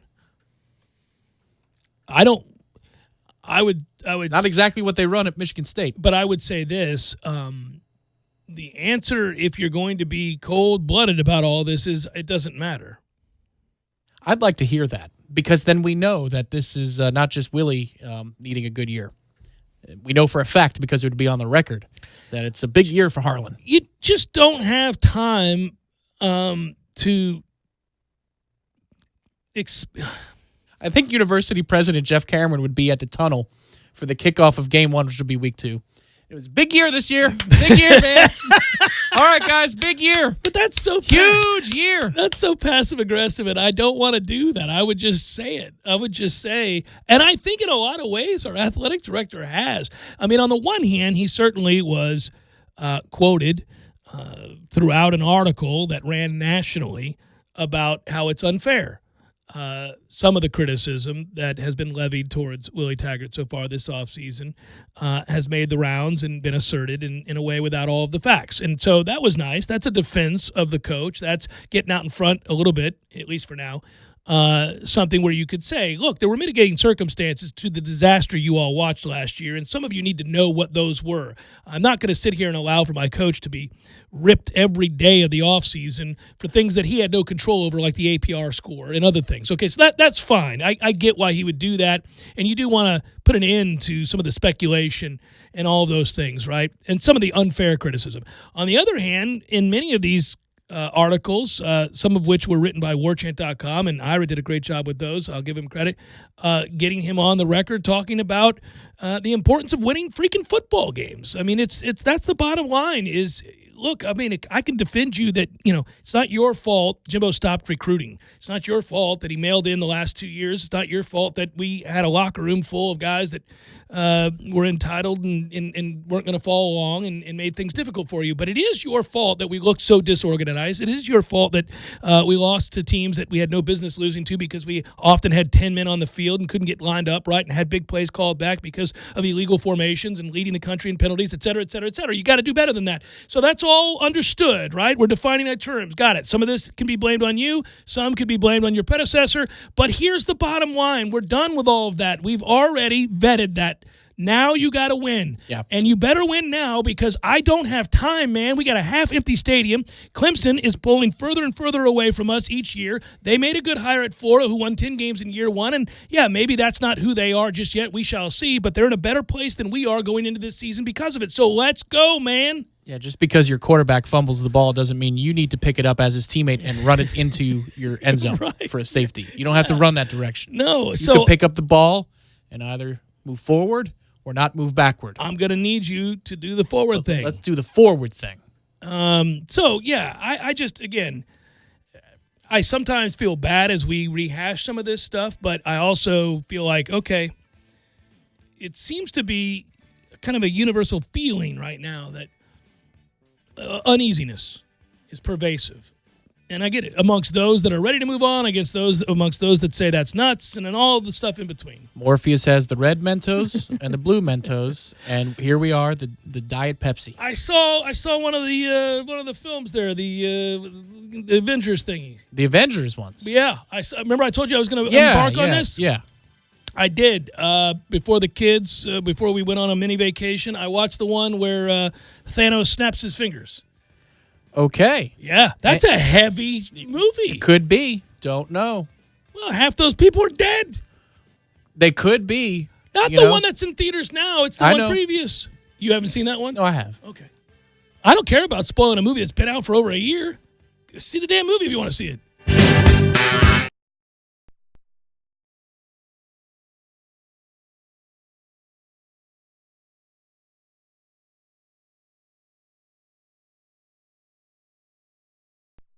Sorry, boys, I did not have time to pack. We got this. It's right here, guys. We got this. I thought I could handle it. We got this. Moving doesn't have to be a hassle. Call us first at 2 Men and a Truck. No matter the move, home or business, we'll make it a smooth one. I forgot something. We got this.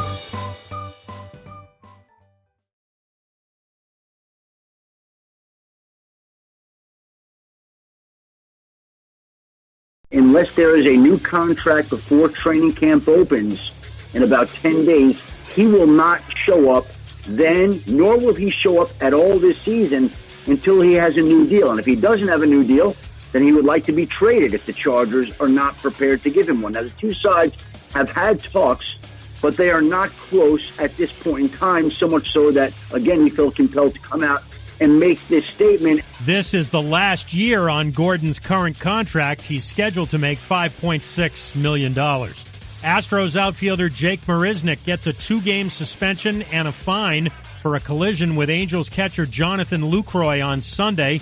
Lucroy suffered a concussion and a broken nose. Unless he appeals, Marisnick's suspension will start tonight when the Astros play the Rangers in Arlington. That game on ESPN Radio, TV, and the app, starting at 7 Eastern. ESPN's Adrian Wojnarowski reports restricted free agent Kelly Oubre Jr. will sign a 2-year, $30 million deal to stay with the Phoenix Suns. And Redskins corner Josh Norman always wanted to run with the Bulls in Spain. This week he got his chance, even jumping over a bull in the ring in Pamplona.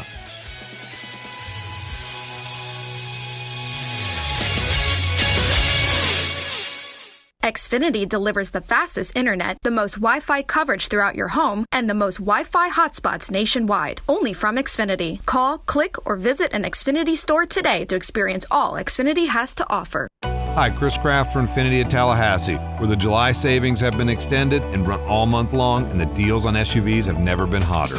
So listen up. Before you buy an Acura RDX or the BMW X3, you need to look at the 2019 Infiniti QX50 with 1.9% interest for 72 months and $1,750 customer rebate. You'll save over $5,000. Kraft Infiniti, our third-row 7-passenger 2019 QX60s start at an unbelievable $39,900. Compare that to an Audi Q5 or an Acura MDX. And our flagship SUV, the full-size QX80, has 0% interest for 72 months. That's free money for 6 years. Plus, you'll save over $10,000 versus Cadillac Escalade or the Lexus LX 570. Infiniti at Tallahassee. Finally, the Highline experience you deserve is brought to you by the Kraft Brothers. Infiniti at Tallahassee, 3355 Capitol Circle Northeast, next to Ted's Montana Grill. Interest rates with approved credit. Prices include dealer preparation charge.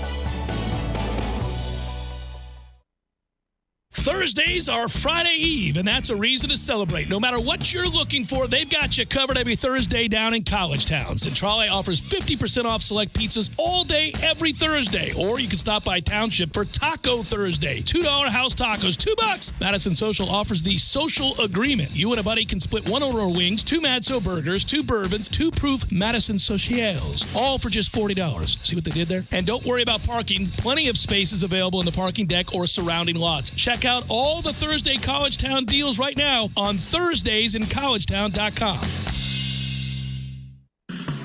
Who's ready for the best wings in Tally and locally brewed beers? Hobbit American Grill is the place to be. They've been voted Tally's best wings again in 2018. Hobbit offers Bingo Mondays, happy hour all day Fridays with craft beers on tap from all the local breweries. And the Hobbit is your home for all the UFC fights with plenty of high-def TVs for everyone. Be on the lookout for the food truck coming soon with the best lip-smacking wings in town. Hobbit American Grill, celebrating 40 years of serving great food to great friends for good times. For info on their hours and 3 locations, visit them online at myhobbitonline.com.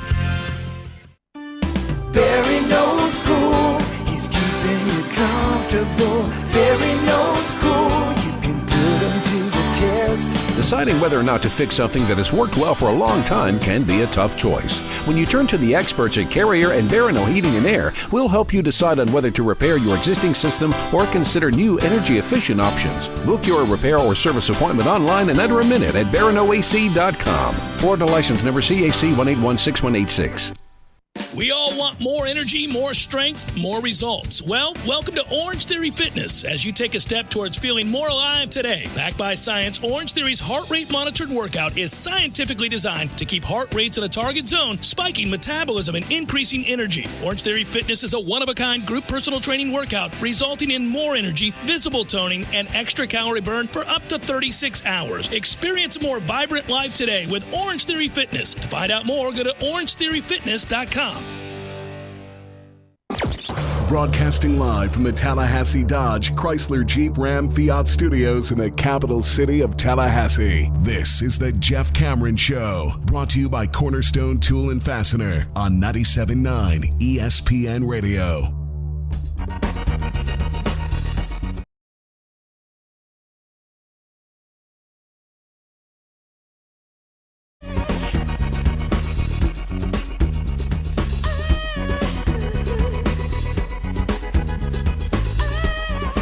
Downright giddy. I'll talk about this more next hour because there is significant weight and historical relevance to tomorrow morning and to really the waning moments of Wimbledon as Serena Williams has moved on into the finals and what she's attempting to accomplish. And then, of course, tomorrow morning, Federer and Nadal go at it yet again. Of course, Djokovic. This is just, I love this. I'm excited. So I'll save that for next hour. But straight sets for Joker. He's playing like the guy that occupied the number one spot in the world prior to getting hurt and missing significant time with those injuries, which allowed for, I know you don't want to think that's the reason, but certainly for Roger Federer to emerge again. If he never came back, then you'd say, well, part of it is he just went mental, and that was the end of his career. But now it looks that way, sure. Nonetheless, man, I mean, staying healthy and keeping yourself in great condition and being mentally tough and having the game that Federer does allows for those opportunities when somebody does get hurt for you to step in and dominate the game again. He still hits some incredible shots. He's just not fast enough, unfortunately. It's not anymore. Well, but one thing, and again, I think it certainly helps that he always had an understanding and an efficient way of moving about the court. He was a guy who. So I'll give you an example. When you watch a guy like Agassi, or you watch a guy like Nadal, or you go way back and you think about a guy like Chang or Becker, guys that got to a lot of balls, they were able to keep balls in play and keep rallies alive. The reasons for that differed amongst them. Federer was never the most fleet of foot, but he had a grace and an understanding of the geometry of the court. Much the way they talk about a point guard, the studies they've done, that there's a certain form of intelligence and really not one that you can develop if you don't have it already in terms of spatial awareness, the way your brain is wired. And they do these studies out there in Australia where their kids are coming up and they have them in sports institutes and they'll make them take certain tests, and the way they view the world helps inform directions that they put them, So this guy's never going to be a point guard. He sees things very linear. He's not, so it's fascinating. And I always think that Chang got to things because he was quick-footed, very quick-footed, unbelievable endurance, and strength in his legs, obviously. He was one of those guys that he had the power and the speed and the foot speed in particular and the cardiovascular strength to do that. I would never associate that, although he certainly has elements of it, with Federer's game, but rather an understanding of angles and an anticipation, much the way a baseball player understands which pitch is being thrown and where he needs to shift defensively because of it. Well, sure, but I'm still saying that his legs, I don't think... Oh, you think he slowed down? Sure, Yeah. well, that stands to reason. What is he, 38? 38, 39. Stupid. Yeah. How nobody... I mean, this didn't exist prior to this run. But he does know, given where he's hitting the ball, where he needs to be next. It's Yes, chess. As yeah. he's hitting the ball to deliver it on the forehand or backhand, he knows where he needs to be next and is thinking about that. It's Well- not about the shot that he's hitting in the moment. It's about where he needs to go next. That's the way it looks like when he plays. And he's got a set in him, don't get me wrong. He might have two. But if this thing goes five, I just, no, man. I don't think so. Well, the thing he's got going for him is that this is not on clay. Yeah. This would be straight sets. He'd get his ass kicked if it was on clay. But it's not. It's on grass. And he is still a master. So. And he's still got a wicked forehand, too. That's what I mean. So, by the way, quick an aside, since we're going to have plenty of time to talk about tennis next hour, I bristled again. I don't know, man. I don't know how much money I would have in my account right now if somehow the many baseball cards that I hadn't lost or that somebody lost, and those that I was supposed to receive from the neighbor old man that passed away after promising me his set, and then me not having the courage to knock on the door in light of his passing and ask for those cards from his family. Well, just think, if you got that money, you wouldn't be, bettering the community with a program such as this. Perhaps. But I still would have liked to have seen what I would have done with that money, because he had old cards like the one that recently has been shown to be worth a lot more than originally thought. The latest being a 1960 Topps. If you're out there and you have this is actually doable. This is not like Honus Wagner. None of us have that. Unless you stumble into a New Jersey attic once owned by somebody who's long since been dead 48 years ago. Oh, Honus Wagner, how about that? No, this is a 1960 Topps Roger Maris, number 377 PSA 9 mint. If that means anything to you, you are a geeky baseball card collector, and I say that with admiration. That card is now worth thousands, not millions, but thousands of dollars, and apparently there are a number of them. There are quite a few, and the bidding is going on as we speak. You know, it's worth a lot of money, and I don't know how true it is about the exact figures. VHS tapes. What? If you have VHS tapes of certain movies, the Disney collection to be specific, I've seen some articles. These are the Beatty ones. They're like, well, you could make this much money if you have. My parents have a collection of VHS tapes of all the Disney movies from the past, and some of them are worth a lot of money because the vault closed and they didn't sell them in this, if it's in mint condition still and it's a Little Mermaid or something from back in the day. Like, those could be worth quite a pretty penny. I would think that many Americans have, in fact, apparently not collection. according to this article. I don't know, though. It could be one of those slideshow clickbaity articles. What I think is funny is that I have a hearty selection of VHS tapes from my teens and my 20s that I would venture a guess are worth absolutely nothing and still remain in a damn chest that I have out in the garage that I refuse to get rid of, just for what reason, I don't know. Laziness, perhaps. But at some point, I'm going to go through there, and I'm sure that nothing in there will be worth a freaking penny, because that's what happens when I save things, as opposed to the guy that I randomly read about who stumbles across a card that makes him a multimillionaire, or in this case, a VHS tape of a silly Disney movie that I probably long since passed on to my younger siblings or something, and thus it was ruined. Just angers me, man. I want to be the guy that discovers the Constitution in the back of a bad painting I bought at the garage. I want to be that guy. I don't know why. I've always wanted to be that guy. Final hour, forthcoming. Stay with.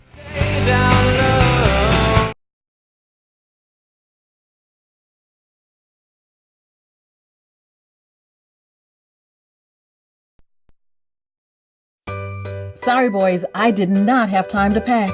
We got this. It's right here, guys. We got this. I thought I could handle it. We got this. Moving doesn't have to be a hassle. Call us first at 2 Men and a Truck. No matter the move, home or business, we'll make it a smooth one. I forgot something. We got this.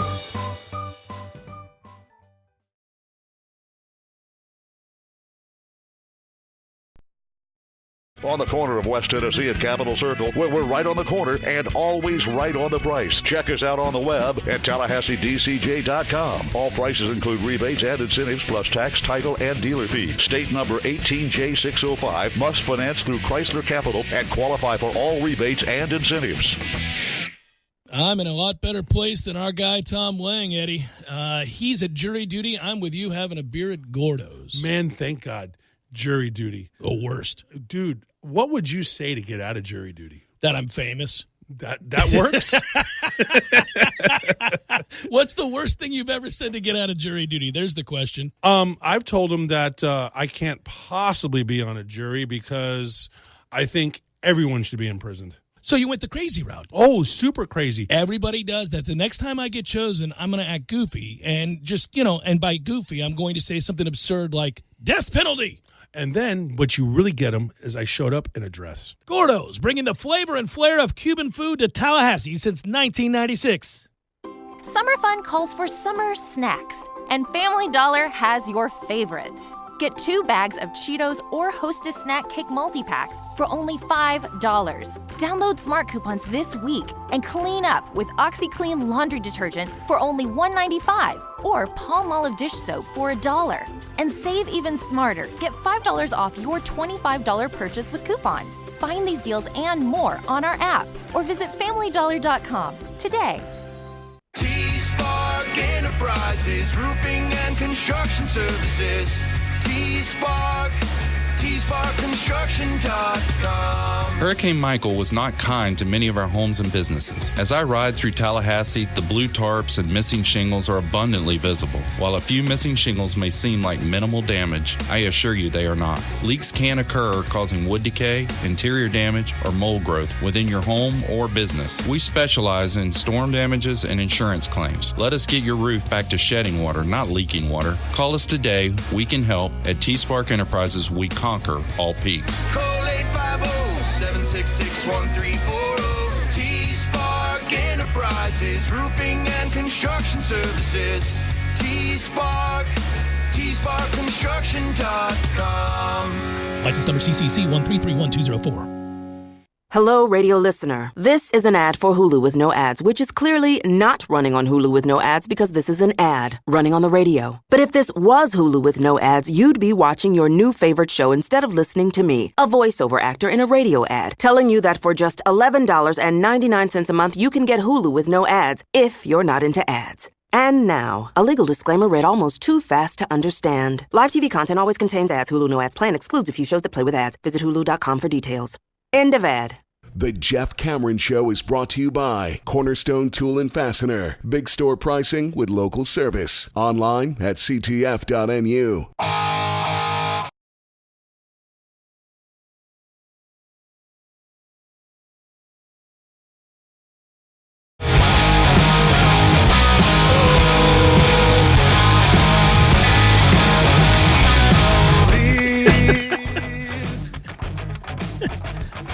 I pulled up the story I wanted to allude to at the end of the hour here just because every now and then I sprinkle these in for you.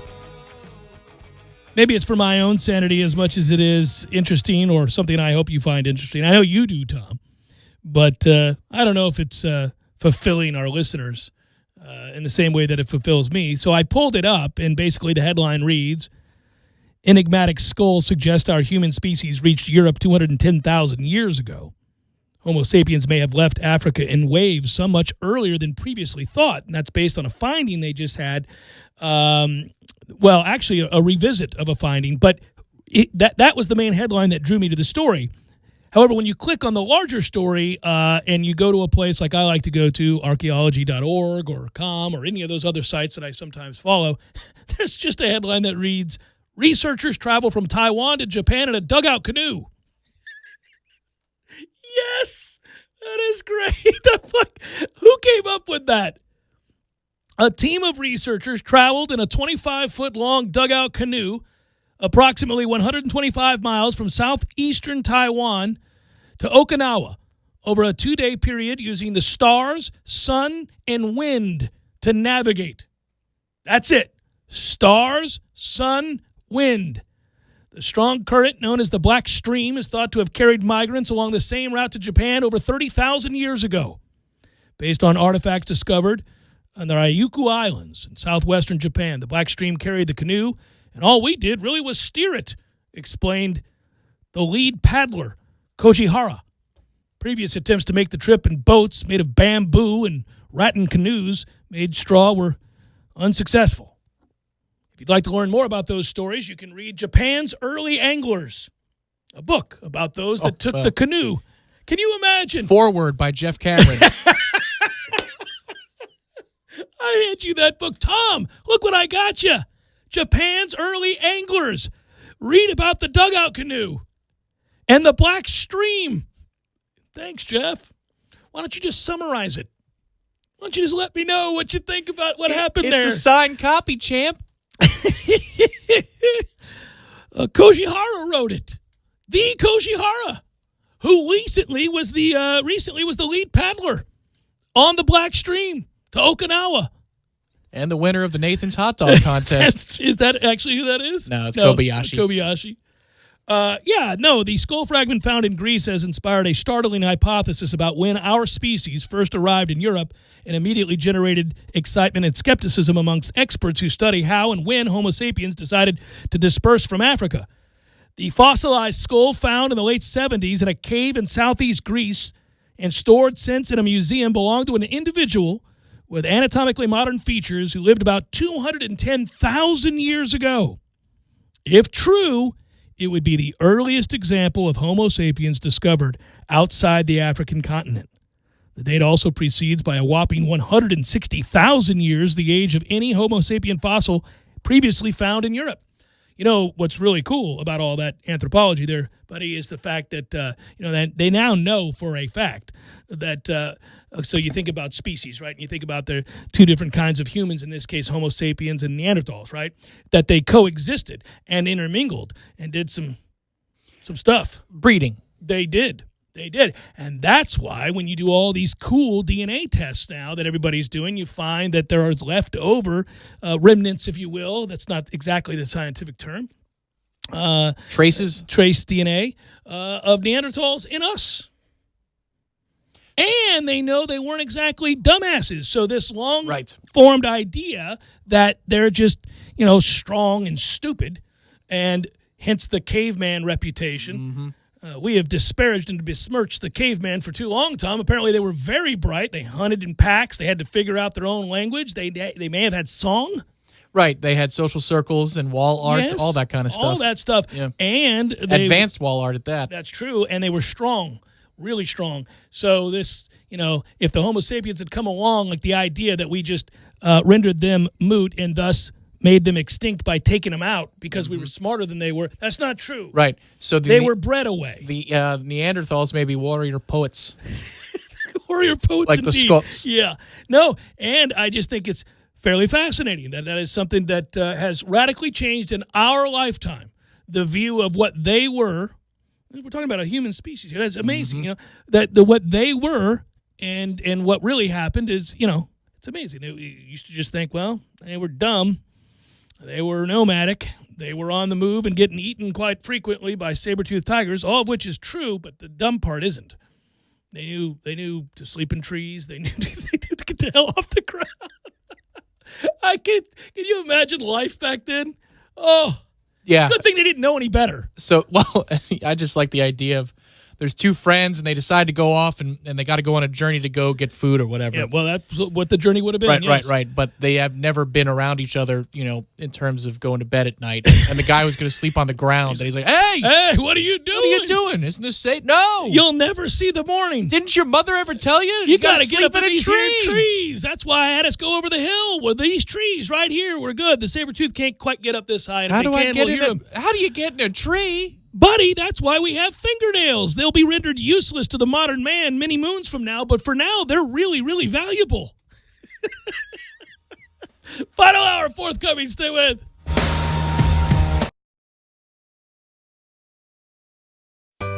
Sorry, boys, I did not have time to pack. We got this. It's right here, guys. We got this. I thought I could handle it. We got this. Moving doesn't have to be a hassle. Call us first at 2 Men and a Truck. No matter the move, home or business, we'll make it a smooth one. I forgot something. We got this.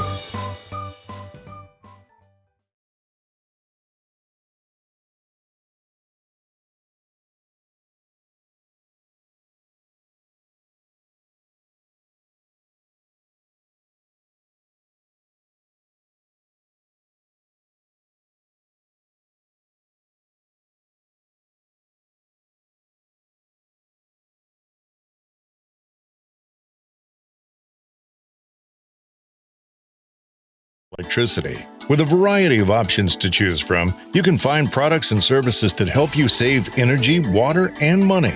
More options, more products, more savings. Visit TILgov.com/YOU or call 891-4968 to learn more. Summer fun calls for summer snacks, and Family Dollar has your favorites. Get 2 bags of Cheetos or Hostess Snack Cake multi-packs for only $5. Download Smart Coupons this week and clean up with OxyClean laundry detergent for only $1.95 or Palmolive dish soap for $1. And save even smarter. Get $5 off your $25 purchase with coupon. Find these deals and more on our app or visit FamilyDollar.com today. Hi, Chris Kraft from Infiniti at Tallahassee, where the July savings have been extended and run all month long, and the deals on SUVs have never been hotter. So listen up. Before you buy an Acura RDX or the BMW X3, you need to look at the 2019 Infiniti QX50 with 1.9% interest for 72 months and $1,750 customer rebate. You'll save over $5,000. Kraft Infiniti, our third-row 7-passenger 2019 QX60s start at an unbelievable $39,900. Compare that to an Audi Q5 or an Acura MDX. And our flagship SUV, the full-size QX80, has 0% interest for 72 months. That's free money for 6 years. Plus, you'll save over $10,000 versus Cadillac Escalade or the Lexus LX 570. Infiniti at Tallahassee. Finally, the Highline experience you deserve is brought to you by the Kraft Brothers. Infiniti at Tallahassee, 3355 Capitol Circle Northeast, next to Ted's Montana Grill. Interest rates with approved credit. Prices include dealer preparation charge.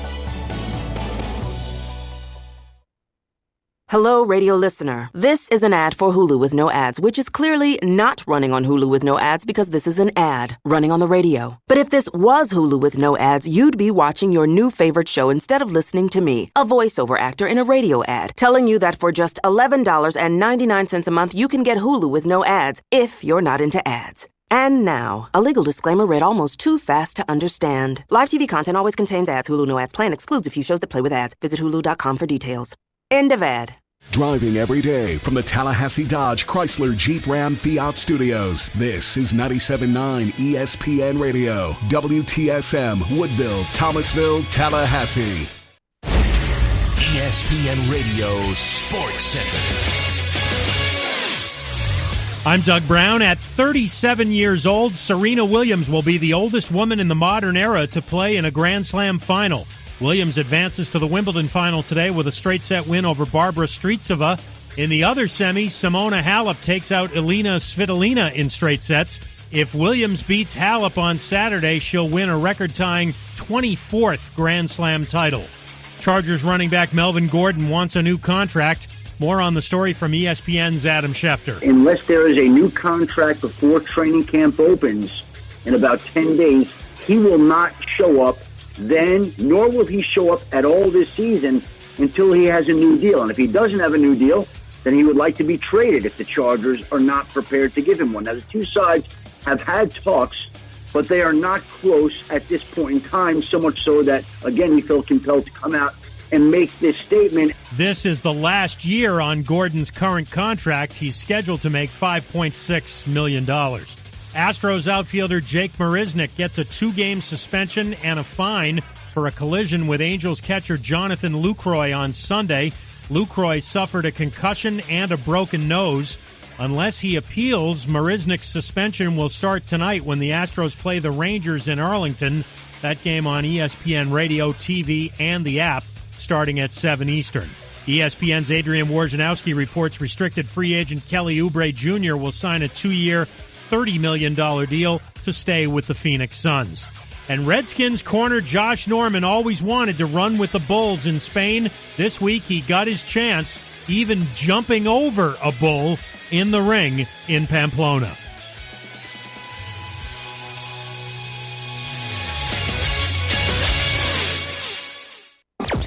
Broadcasting live from the Tallahassee Dodge, Chrysler, Jeep, Ram, Fiat studios in the capital city of Tallahassee. This is the Jeff Cameron Show, brought to you by Cornerstone Tool and Fastener on 97.9 ESPN Radio.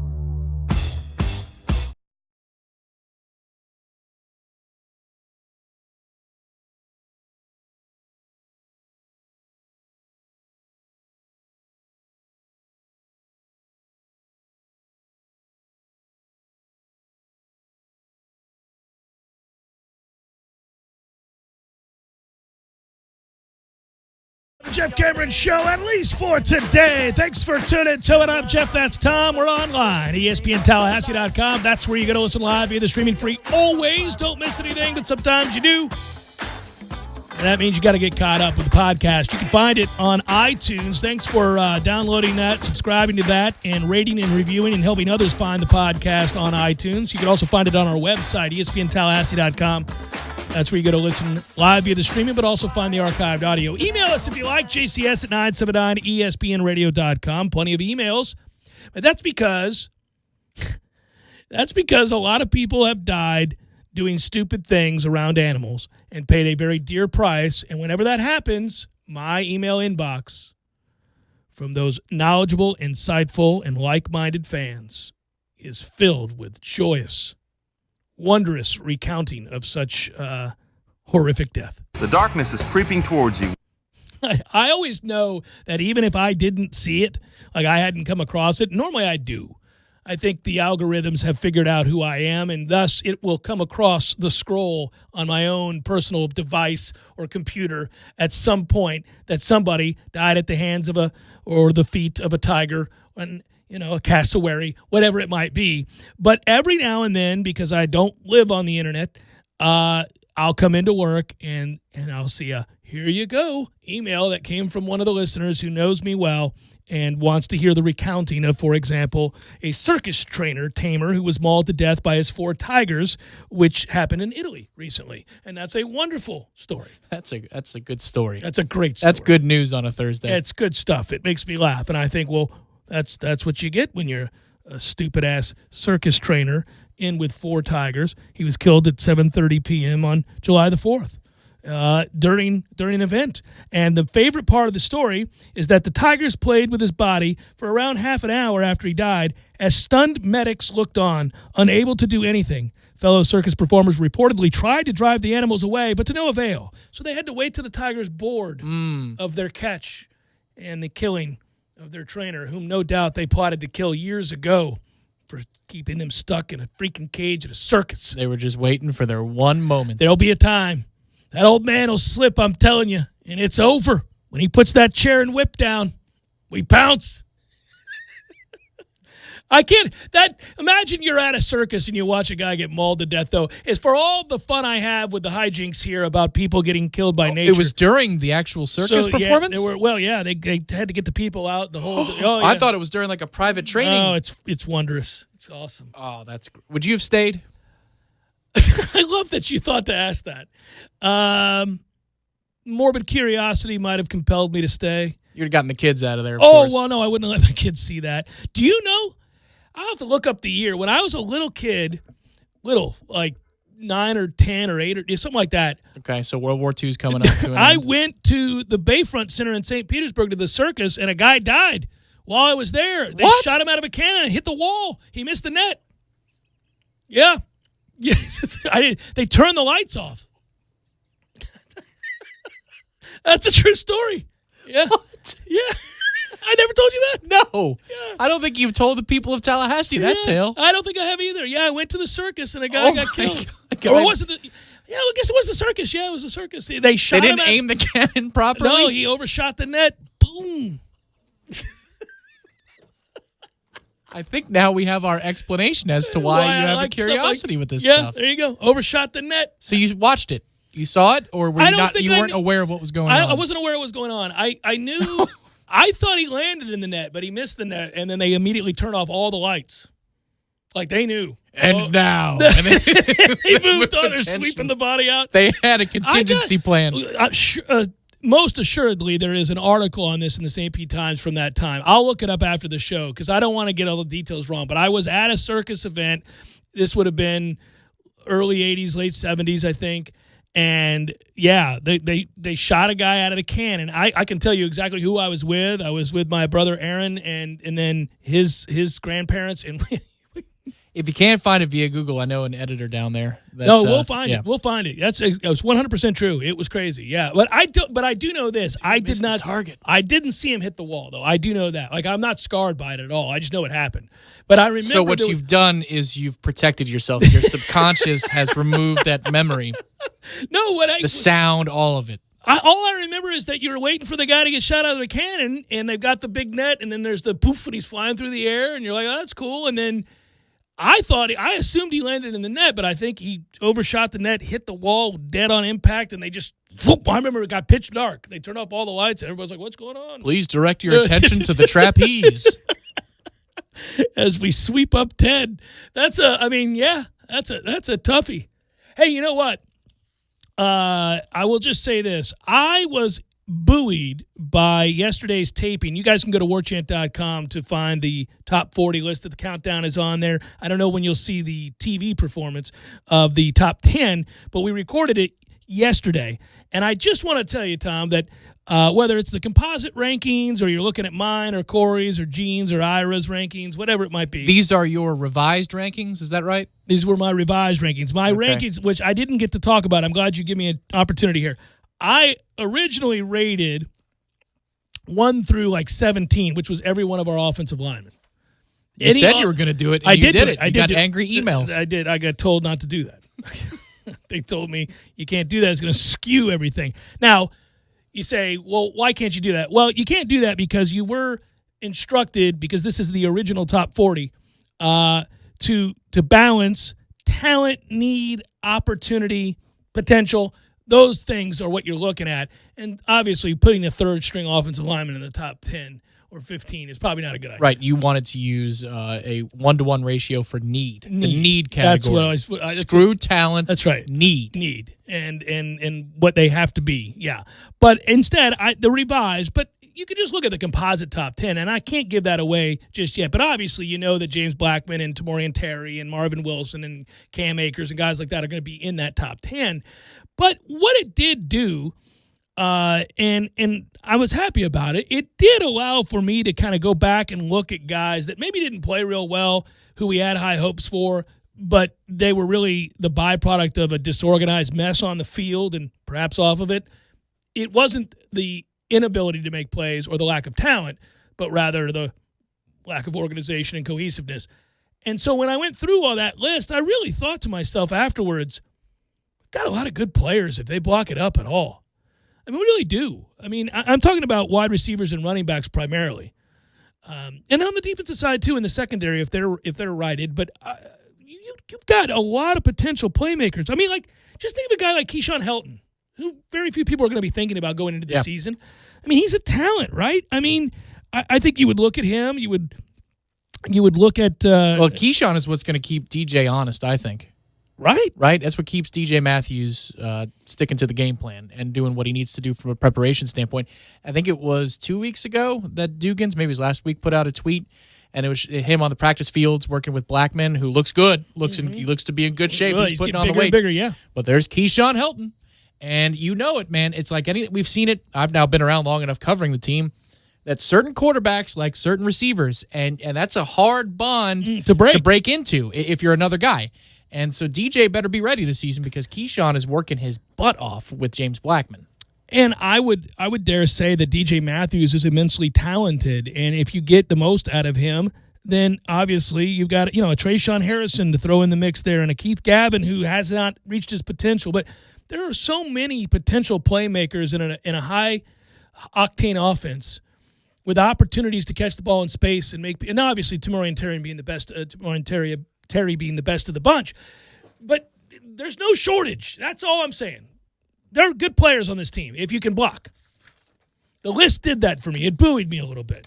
That's a giant I and a giant F. I understand. Yeah, I mean, but that is a giant I and a giant F. You got to be able to block. Well, yeah, and you got to be able to block on the perimeter too. That's the other thing. The receivers are part of the equation here, and this is where it's nothing new from last year. The talking point about getting the ball out of the quarterback's hands quickly, and also being able to block on the perimeter because you've got playmakers. But Terry will buy into it. What about the other guys? Is Dugans going to hold them more accountable? Well, chances are yes, right? Addition by subtraction. And then the next thing is the interior of the offensive line good enough? Second and 7. That the dive must be honored, because if the dive is honored, then the perimeter is open, and now you can open up the We can play floodgates. the game, baby. We can play the game. Speaking of playing the game, tomorrow is going to be awesome if you get up early. A little slice of history to talk about. It's Jeff Cameron Show, 97.9 ESPN Radio.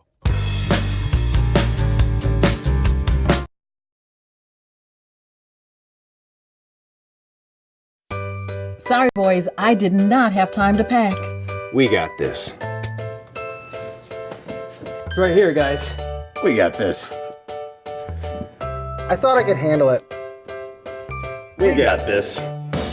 Moving doesn't have to be a hassle. Call us first at 2 Men and a Truck. No matter the move, home or business, we'll make it a smooth one. I forgot something. We got this.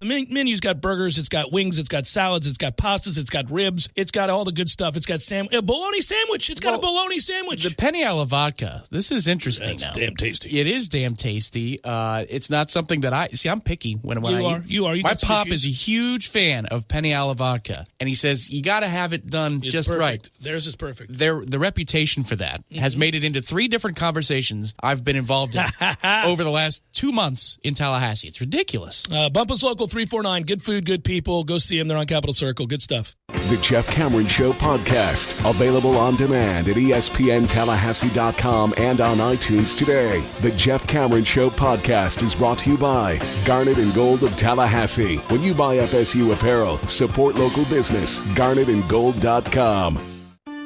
Barry knows cool. He's keeping you comfortable. Barry knows cool. You can put him to the test. You can't protect against everything life has in store, but you can sure try. When you turn to the experts at Carrier and Barano Heating and Air, we help you protect your investment with regular maintenance options that can keep your system safe. Receive same-day service when you sign up for the Total Comfort Service Program at baranoac.com. Florida license number CAC 1816186. Who's ready for the best wings in Tally and locally brewed beers? Hobbit American Grill is the place to be. They've been voted Tally's best wings again in 2018. Hobbit offers Bingo Mondays, happy hour all day Fridays with craft beers on tap from all the local breweries. And the Hobbit is your home for all the UFC fights with plenty of high-def TVs for everyone. Be on the lookout for the food truck coming soon with the best lip-smacking wings in town. Hobbit American Grill, celebrating 40 years of serving great food to great friends for good times. For info on their hours and 3 locations, visit them online at myhobbitonline.com. Hi, Chris Kraft for Kraft Nissan. If you think it's hotter than Georgia asphalt, wait till you experience Kraft Nissan's sizzling July summer sale, but because of the response, we've extended until month end. For starters, the hotter than a firecracker 2019 Nissan Rogues are all $4,000 off. Own any Nissan in the family, and you get an additional $1,000 loyalty cash. That's $5,000 off all Rogues in stock. We have over 90 to choose from. All 2019 Altimas are $5,000 off, and you get special interest rate of 1.9%. For 60 months, you get both. Not hot enough? All 2019 Maximas and Muranos are $6,000 off, and you get special interest rates as well. And for the grand finale, 2019 Nissan Titan V8 Crew Cab start at only $29,950. Plus, Titan comes with America's best truck warranty, 5 years or 100,000 miles, bumper to bumper. No wonder Tallahassee is a Nissan town. Kraft Nissan Town on Mahan Drive between Academy Sports and Costco. Interest rates with approved credit prices include dealer preparation charges. Tallahassee loves the corner pocket as much as a crystal ball winning catch. He's looking, he lost it to the end zone. It's Benjamin! Touchdown! With 13 seconds left! The 97.9 ESPN radio special is a must-have every Monday and Wednesday at the corner pocket. 10 mouth-watering wings, a fresh side of fries, and a chilled domestic pint of beer are just $9.79 all day long. Be sure and try the fish blend of sauces, a true wing eater's favorite. The Corner Pocket Bar and Grill. He's gone! Home of Trivia Tuesday, Beer Bingo Thursday, and the daily $7.99 lunch special. You're listening to The Jeff Cameron Show on 97.9 ESPN Radio.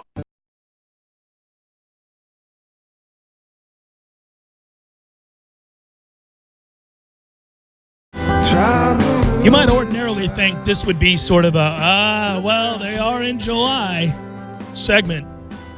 But this could have been in the midst of, if the timing was right and schedule aligned, the middle of the football season, and I'd still bring this up and want to talk about it because you can be casually interested in this, but historically speaking, it's a big damn deal that tomorrow at 7 a.m. you can get up bright and early to watch Nadal and Federer in the semifinals there at Wimbledon. And yes, I think I will.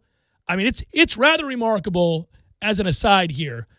And I will tell you that historically speaking, when it comes to tennis, the men's game in particular, I kind of consider myself somewhat of an expert. I can go back a long, long ways and name champions, good players, average players, poor players from every era that I've been alive for, starting in the late 70s all the way through, and tell you, and I had this conversation yesterday with Director Matthew.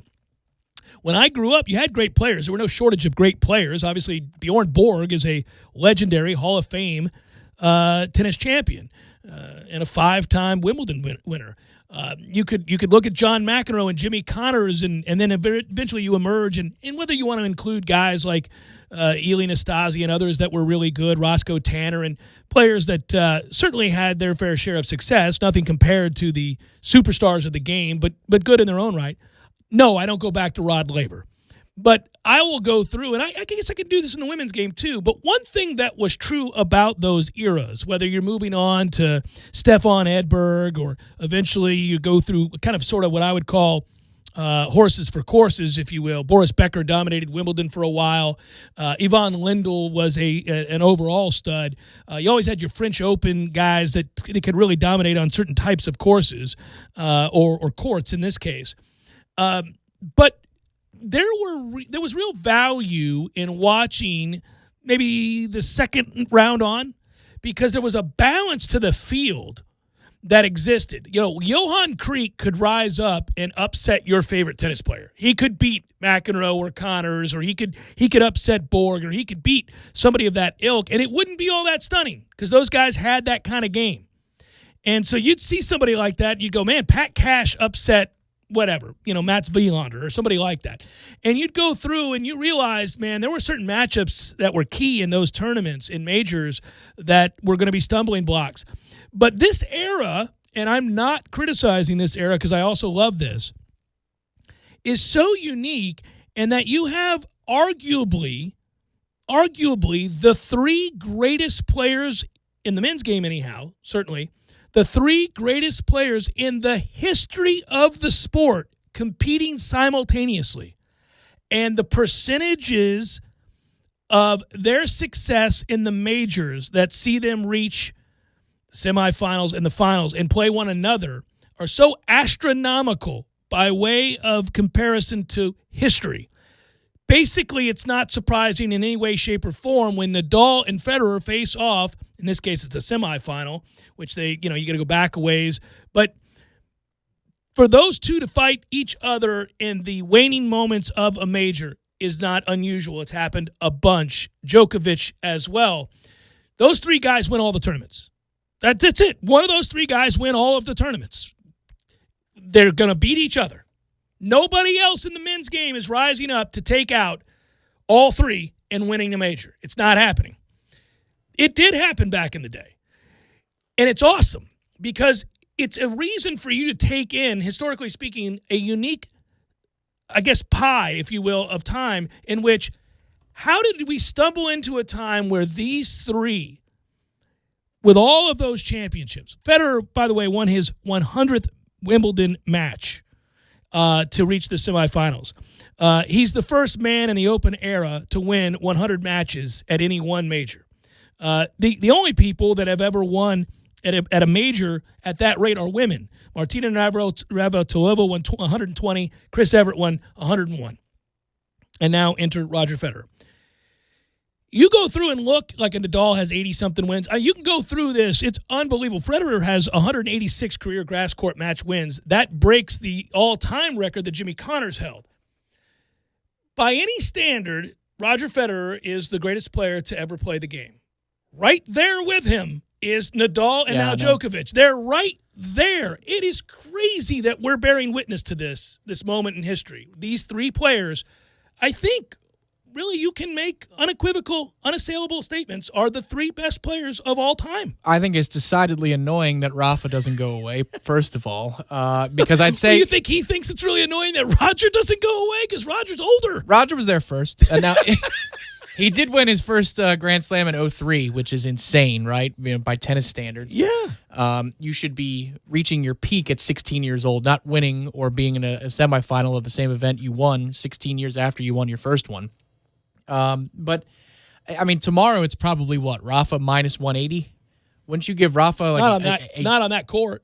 You don't think so? Not on that court. Oh, I think Roger is leaking oil a little bit here. But he's just so much better than the next class of player that he could still make semifinals. No, I got you. I'm not saying that it's in any way surprising if Nadal wins the match. In fact, most people might expect him to win the match.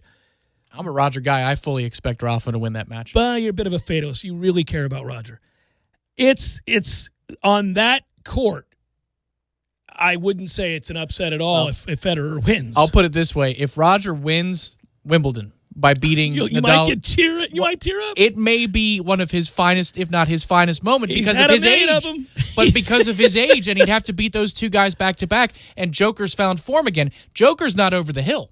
Not like Roger, and Rafa's getting there. And Joker was hurt for a while, and so to get him back now where he is, I think, the best player in the game, I think he's going to win Wimbledon. I think he's going to win, is what I believe. But that said, I just want to point out that you don't want to overlook these moments because we all say as sports fans that we want to live in eras where we got to see the greatest play and that we could, it's great to argue, in jest to some degree, who the best player of all time in any sport is. Good Lord, these TV networks do it every day. But the truth is, you just want to be around when the greatest played, where somebody who belongs in that discussion played while you watched in your prime. I saw, and I was very fortunate, every second of Jordan's career at North Carolina. Yeah. And remember it well before he went to the NBA. And, of course, I remember all of his career in the NBA. But I can say that about a lot of the greatest players. I can say that about Larry Bird and Magic Johnson. I can say that about, I know, I'm old. I can do that. I can tell you, I remember them before they were in the NBA. I can, it's amazing to me, right? But it's cool that in my lifetime I watched those guys along with LeBron. And who knows that. Obviously, KD and Kawhi could go on to do, enter their names. A lot of work to do to run down LeBron, but yes. Yes, they do. But it's still amazing to me. And I love tennis, and I know it's the only time of the year we can really bring it up or in the majors because it's also true that while we're watching this, simultaneous to this, the greatest women's player to ever walk the earth is in the finals yet again, Serena Williams. And I love watching her dominance. It's absurd. You think about 12 straight years reaching at least one major final. Well, and she's going to break, if she wins this thing, in short order. Let's just say she wins a couple more. She's going to break records for all time, not open era. She already has to.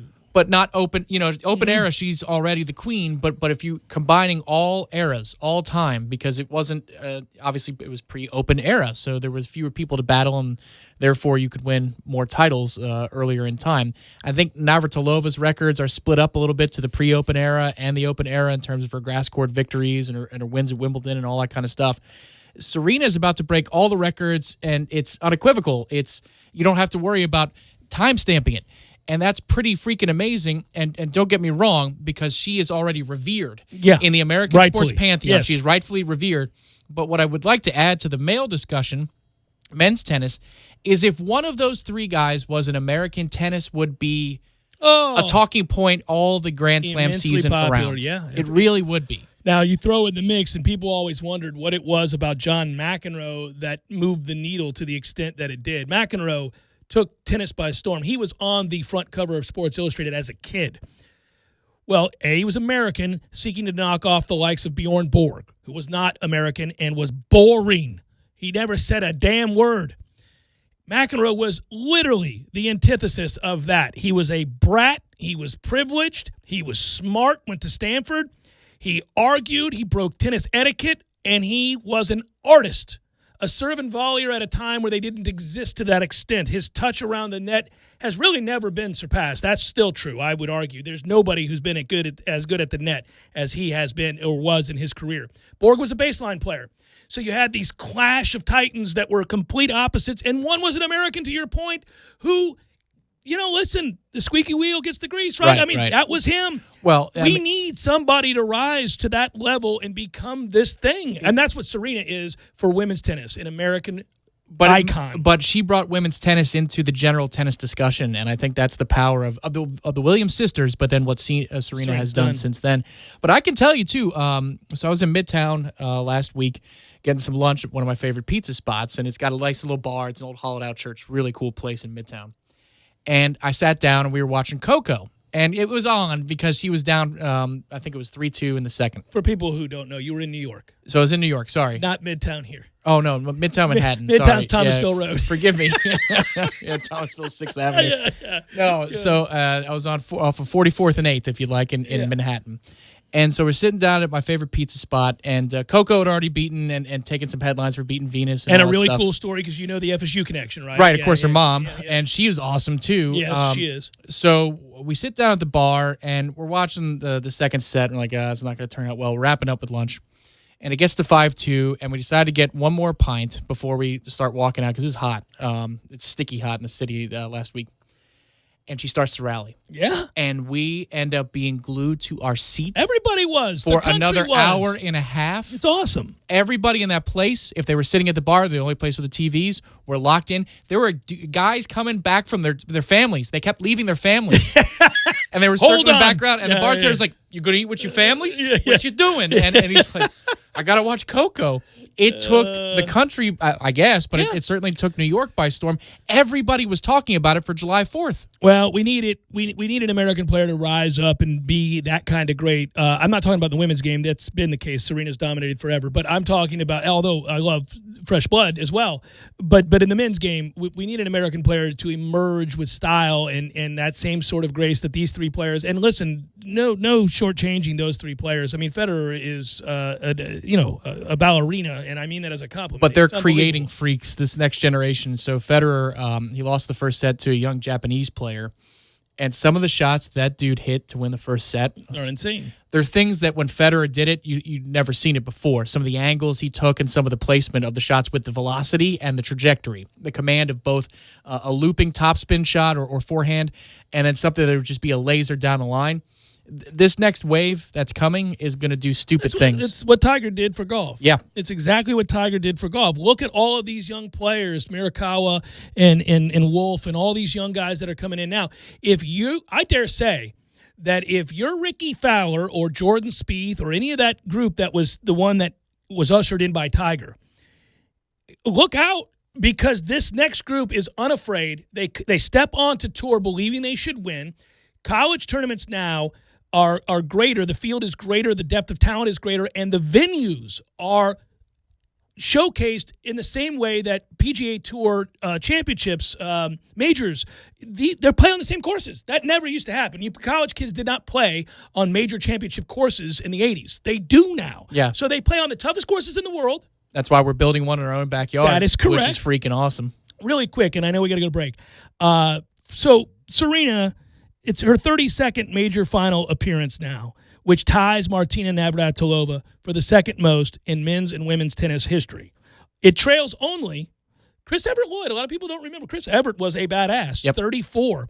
So it's and you look at it, you talk about the consecutive straight streak, 12 straight years reaching at least one major final. That too is second only behind Chris Evert. 14 for her. So for people who didn't, and I used to be in love with Chris Evert as a kid. I mean, I thought she was beautiful, and one of the highlights of my life was being a little kid at Amelia Island and getting to hit with her. But she was a dominant player as well. So you're talking about those records, and that's the point of bringing that up. Now, boom, boom, boom, right after. It won't matter what era she will be if she just wins 2 or 3 more. Well, and it's just absurd at that age, and she's chasing down Wimbledon marks as well. It's fun to watch. It's great to watch. I sit around smiling all the time, getting to watch this. So tomorrow morning, 7 a.m. Man, if you're starving for a little slice of greatness and historical context like that, you get it right early. Wake up and watch that match, and it is a semifinal, but it is pretty. It's good enough. Oh, it's incredible, yeah. And I think they're both playing for the right to get beat by Djokovic. My opinion, we'll see. They're both savvy enough and talented enough, of course. Or if Joker's not on, they could win. That's why if Fed were to win tomorrow, you're going to get nervous. And like, Sunday, that's his greatest accomplishment. It's absurd, is what it is. We'll come back, wrap it up momentarily.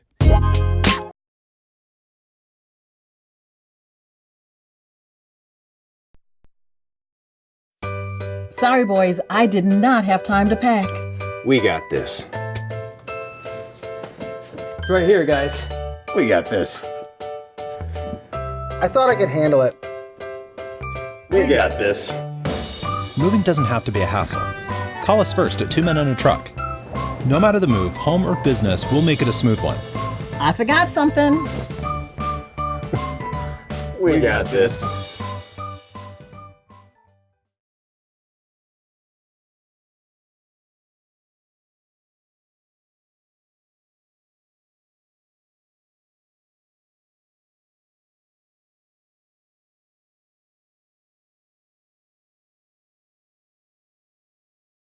Enjoy the action. Ever since the days of Hank Aaron and Dale Murphy, we've been Tallahassee's home run hitting law firm. And because we don't get paid unless we win, we want to win every case as much as Chipper Jones wanted to win every game. So when you're injured, don't just trust any law firm to handle your case. Make the call to the bullpen for a trusted closer. To see our stats on the back of our baseball card, visit wrongfullyinjured.com. Fonville Lewis Messer McConaughey. Personal injury law is all we do. How do I want to do my grocery shopping? Online, in my PJs. And I want to pick them up in my PJs too. I want to do it at work and pick them up on my way home. I want to do my grocery shopping with enough time in my day for a nap. I won't take one because my kids won't let me, but I could, in theory. How do I want to do my grocery shopping? My way. The Walmart Grocery Pickup Way. Order fresh groceries online, pick up curbside for free. Don't wrestle alligators. You can't reason with them. There are plenty of other things to juggle besides chainsaws. Choose anything else. And when it comes to milk, always trust the smell test. These have been some live-long tips brought to you by the Florida Lottery. With the Week for Life scratch-offs, you can win up to $5,000 every week for the rest of your life. So you just have to live long and win on. The Florida Lottery. It's your ticket. Claim it! Must be 18 or older to play. Play responsibly. Man, it's definitely summer. And with the heat wave, it's hard to keep my cooling costs down. Have you checked out the many products and services the City of Tallahassee Utilities offers to help you save energy, water, and money? What kind of products and services? Well, the city offers ceiling insulation grants, energy efficiency loans, free energy audits, budget billing, and energy retrofit grants, which can help enhance energy efficiency and lower your bill. And the Weather Relief Assistance Program, or WRAP, is also available right now, which also offers a one-time payment option that lets you defer a portion of your bill until October. Wow, I had no idea. Where can I find out more? Simple. Visit talgov.com/YOU. The City of Tallahassee Utilities connects you to more than electricity. With a variety of options to choose from, you can find products and services that help you save energy, water, and money. More options, more products, more savings. Visit talgov.com/YOU or call 891-4968 to learn more. Games for Less, the only locally owned and operated gaming store in town, has Tallahassee's largest selection of new and used video games and game systems. The future of video gaming is at Games for Less, where they have both the PS4 and Xbox One. It's time to trade in your old systems and elevate your gaming experience now. Games for Less is also your headquarters for the best in retro gaming. Atari 2600, original Nintendo, Super NES, or Sega Genesis, you name it. They got it at Games for Less. Games for Less, the Super Walmart Shopping Center on Appalachia Parkway. Give them a call today at 850-219-3535. That's Games for Less. ESPN Radio Sports Center. I'm Doug Brown. At 37 years old, Serena Williams will be the oldest woman in the modern era to play in a Grand Slam final. Williams advances to the Wimbledon final today with a straight-set win over Barbara Streisova. In the other semi, Simona Halep takes out Elina Svitolina in straight sets. If Williams beats Halep on Saturday, she'll win a record-tying 24th Grand Slam title. Chargers running back Melvin Gordon wants a new contract. More on the story from ESPN's Adam Schefter. Unless there is a new contract before training camp opens in about 10 days, he will not show up then, nor will he show up at all this season until he has a new deal. And if he doesn't have a new deal, then he would like to be traded if the Chargers are not prepared to give him one. Now, the two sides have had talks, but they are not close at this point in time, so much so that, again, he felt compelled to come out and make this statement. This is the last year on Gordon's current contract. He's scheduled to make $5.6 million. Astros outfielder Jake Marisnick gets a 2-game suspension and a fine for a collision with Angels catcher Jonathan Lucroy on Sunday. Lucroy suffered a concussion and a broken nose. Unless he appeals, Marisnick's suspension will start tonight when the Astros play the Rangers in Arlington. That game on ESPN Radio, TV, and the app, starting at 7 Eastern. ESPN's Adrian Wojnarowski reports restricted free agent Kelly Oubre Jr. will sign a 2-year, $30 million deal to stay with the Phoenix Suns. And Redskins corner Josh Norman always wanted to run with the Bulls in Spain. This week he got his chance, even jumping over a bull in the ring in Pamplona.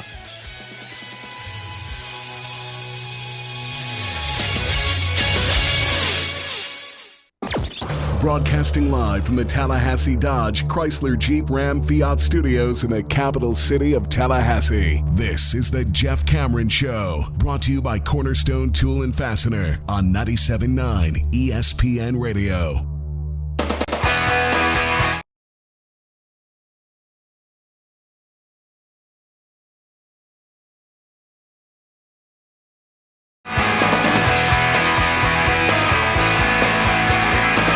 Feels good to be back in the saddle as we wrap it up.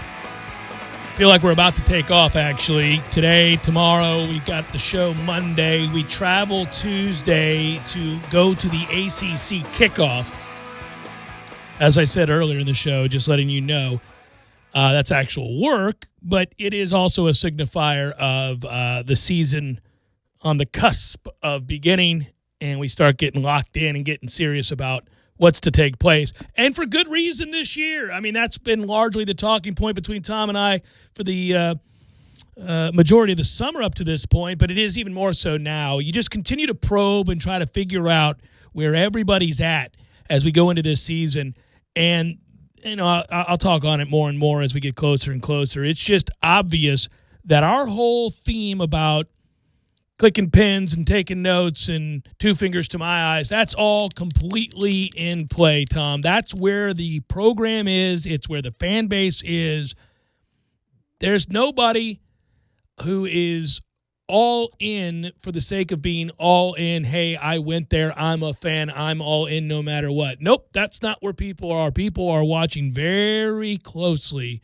And, yes, there's a division between those who say, it's absurd to talk about hot seats in year 2, and those that say, really?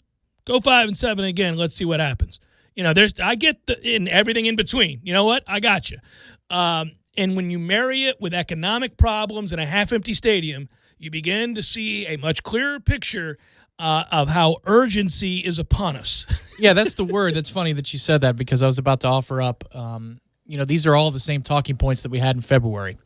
But there is an urgency, man, and you can hear it in everybody's voice around town when we start talking about it, because they know that this is low tide, but the tide is about to come in. Yeah. And we'll see what it brings. It's interesting, man. I feel like so far, here we get to about mid-July, and again, ACC kickoff usually being the first significant indicator that things are about to be a go again, that it didn't age well. The weeks that went past didn't deaden concerns. They didn't lessen fears or the sense of urgency we just alluded to, but rather heightened it. It didn't get better for Willie. this offseason. No, not by the day, not further removed. You know, sometimes distance helps with that. No, not at all. Flash forward to the date of Game 1 and whether it is that you're going to be at TIAA Bank and you're going to go into the stadium, or you're turning on your television and you're flipping over to the channel and it's now our time. I don't think people are watching that game or walking into that stadium going, all right, you ready to kick some butt like we did for so many years? Mm-hmm. You're walking in there going, because even last year with Virginia Tech, we thought, all right, here we go. No, we thought we were going to get that ass. Good. Right. Yeah. This one, you're going, okay, let's see what happens. We're all wearing our Knoll gear, but we're all seeing what happens. We're not pounding our chest at kickoff. No, it's funny because I can be as pro-Willie as I want to be, or you can be, or anybody can be, and I'm not saying we are that. We certainly, I thought it was a good hire, and I may or may not turn out to be right. I don't really care. We'll just document one way or the other. But I know that I'm more inclined to give him a break because I thought it was a good hire, and I think that the upside, if things get rolling in the right direction for him as a recruiter, is what would benefit us long term with the state being open for business. So all of that is, it's been said. But admittedly, I'm going into that game just as you described, going, all right now, Willie, I liked you, and I do like you as a person, but that has nothing to do with nothing. We got to win some damn games, man. This can't get to where you're further buried. I mean, Dan Mullen's a good coach. Now, he's a dork. But if you win games, you can overcome being a doofus. And you'll be able to recruit because it's Florida. So winning does that. Where we thought we had the advantage was you got a cool guy who is young and has shown the ability to recruit the state very well. And repair, right? So we're like, okay, good. Well, but if you don't get off on the right foot, the further removed you are from the initial buzz of a hire, it has been shown time and again, the less chance you have on capitalizing on any new and fresh momentum that you had with a new hire. That happens. Listen, Florida fans didn't want to believe it. It was interesting. When McElwain came in, they won enough games that on paper it looked like they should have been able to gather momentum. But the objective Florida fans, and certainly the non-Florida fans like us, said that's fool's gold. Those 9-10 win games, you play in the terrible East. You didn't beat anybody of significance. You're not even close to being good. Remember, we were killing them too. We were beating them, and we knew the difference between what they were and what we were was very different.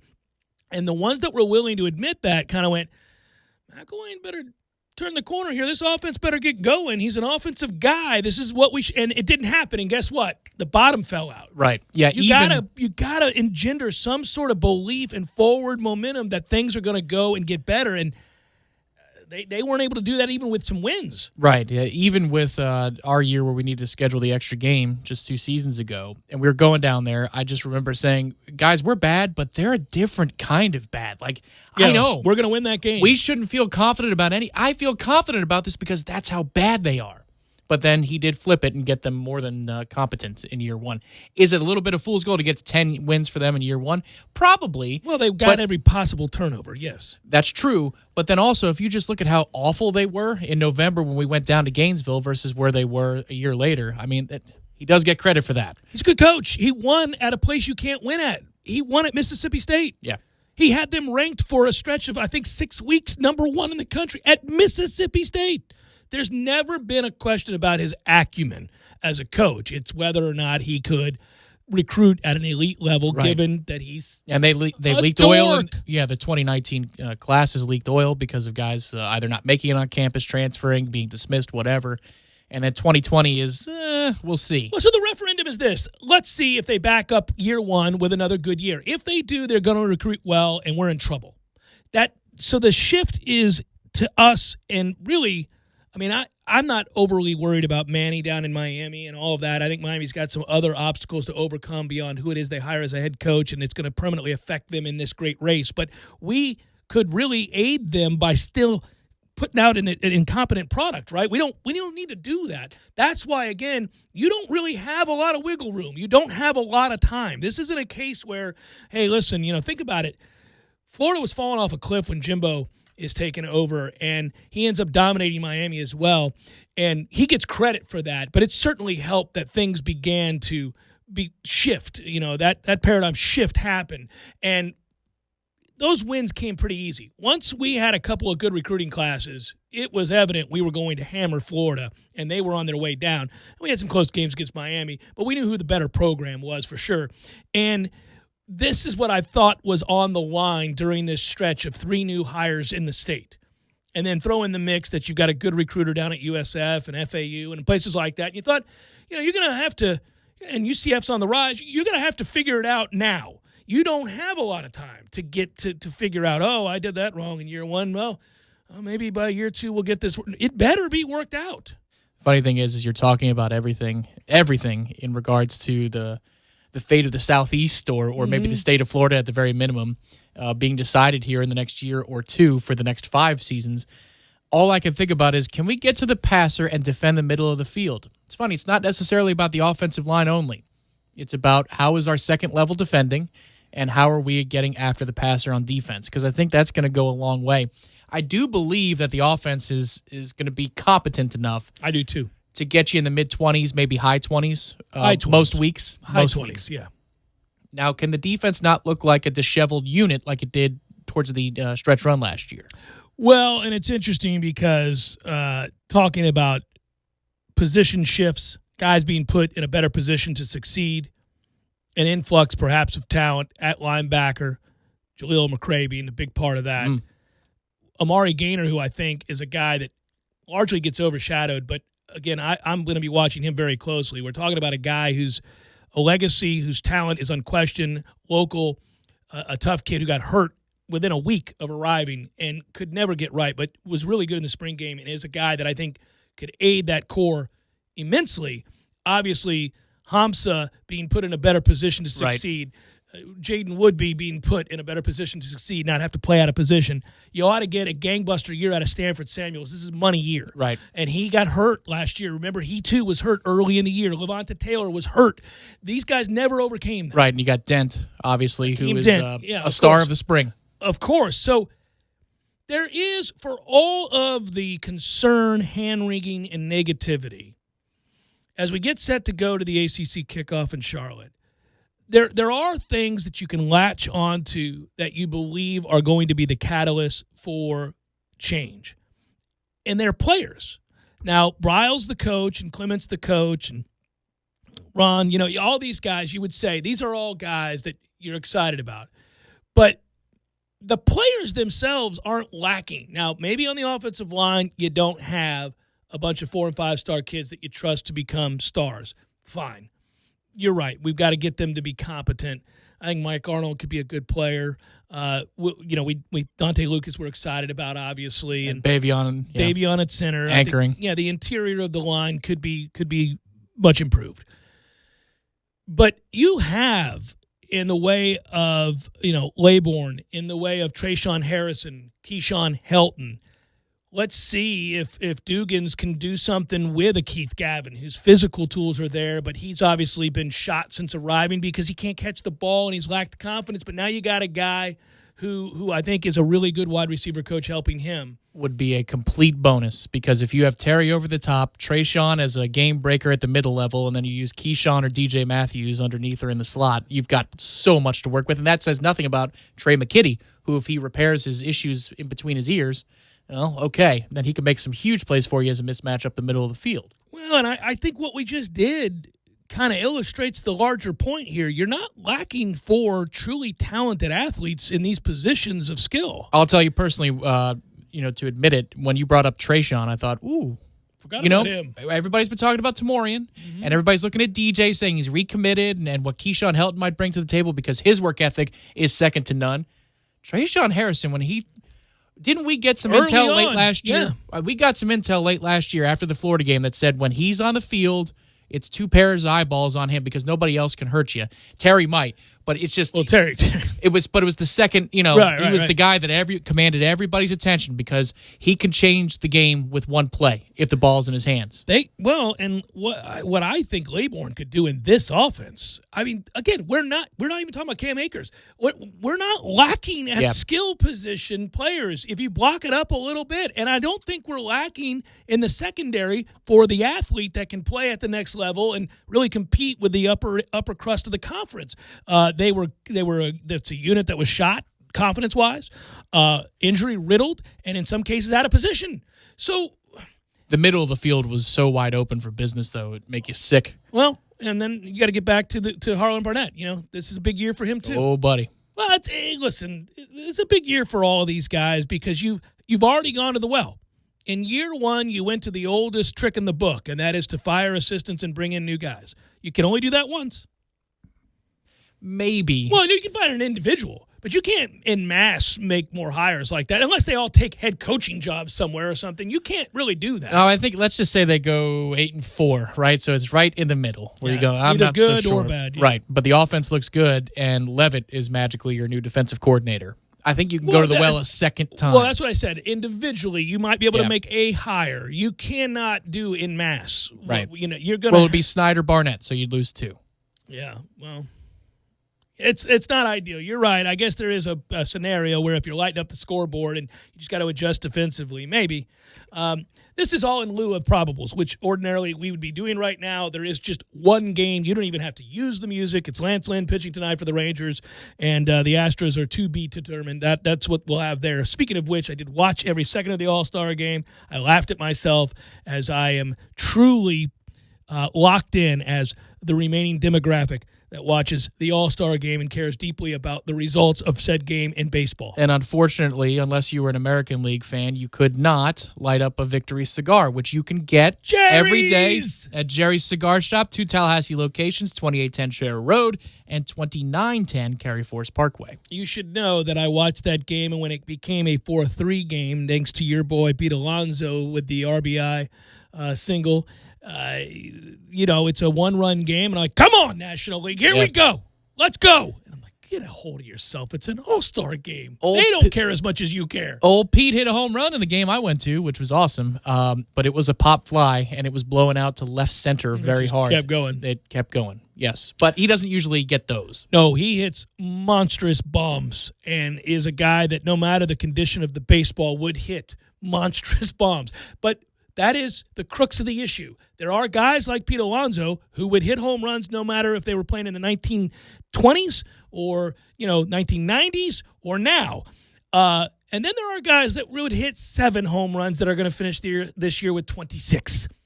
That's a problem for baseball. Well, and I'm not trying to take away from his clear elite status, but how many home runs do you think Christian Yelich should hit in a given year? Well, remember, Christian Yelich was a born hitter. He was always a good hitter. He played in a cavernous ballpark in which he had a lot of doubles for the Marlins into the alley. Their GM, and I've told the story, swore he was an MVP, that as soon as he got strong, his swing was so beautiful that he would hit home runs in if he played in a different park. So knowing that background, and he is a bat-to-ball guy, he can really hit bad balls. He's a good player. I'd tell you he should hit 25 to 30. Right, but he's going to hit 50 this year. Right. Well, that seems exceptional. That seems beyond. He does fly out of that ballpark a little bit. It does, and he's really good, and he has some protection. And he plays in quite a few bandboxes in that division. Yeah. Yeah. Well, so let me tell you what I hate about all this. Josh Bell is 6'4", 6'5", 257 pounds. He's a monster human being. He's having the year I thought he was going to have last year before he got domed up and they figured out the hole in his swing. He made the adjustment, and now he hits home runs to all fields. He's a switch hitter. He's got power from both sides. And in many ways, if he finishes this year with 45, 50 home runs, I feel like he and others like him, like Pete Alonso, are going to get cheated because the whole league is hitting a gazillion home runs, and monsters like that always would. Right, yeah, they'll get cheated in terms of credit. Separation from the pack. Yeah, they won't become unique. But if they, they're going to fix the baseball in the offseason a little bit. Whether or not they bring it all the way back, I don't know. They might like this a little bit. Maybe it's good for numbers. But the good thing is, they're not Rafael Palmeiro, so they're still going to hit 40 home runs a year. Yeah, they're big dudes. As long as they're not in a slump. Yeah. Yeah.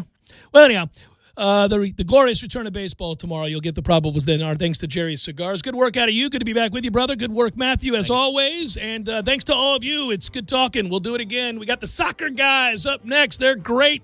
Can't wait to hear what they have to say. I'll be hopping in the car to do that.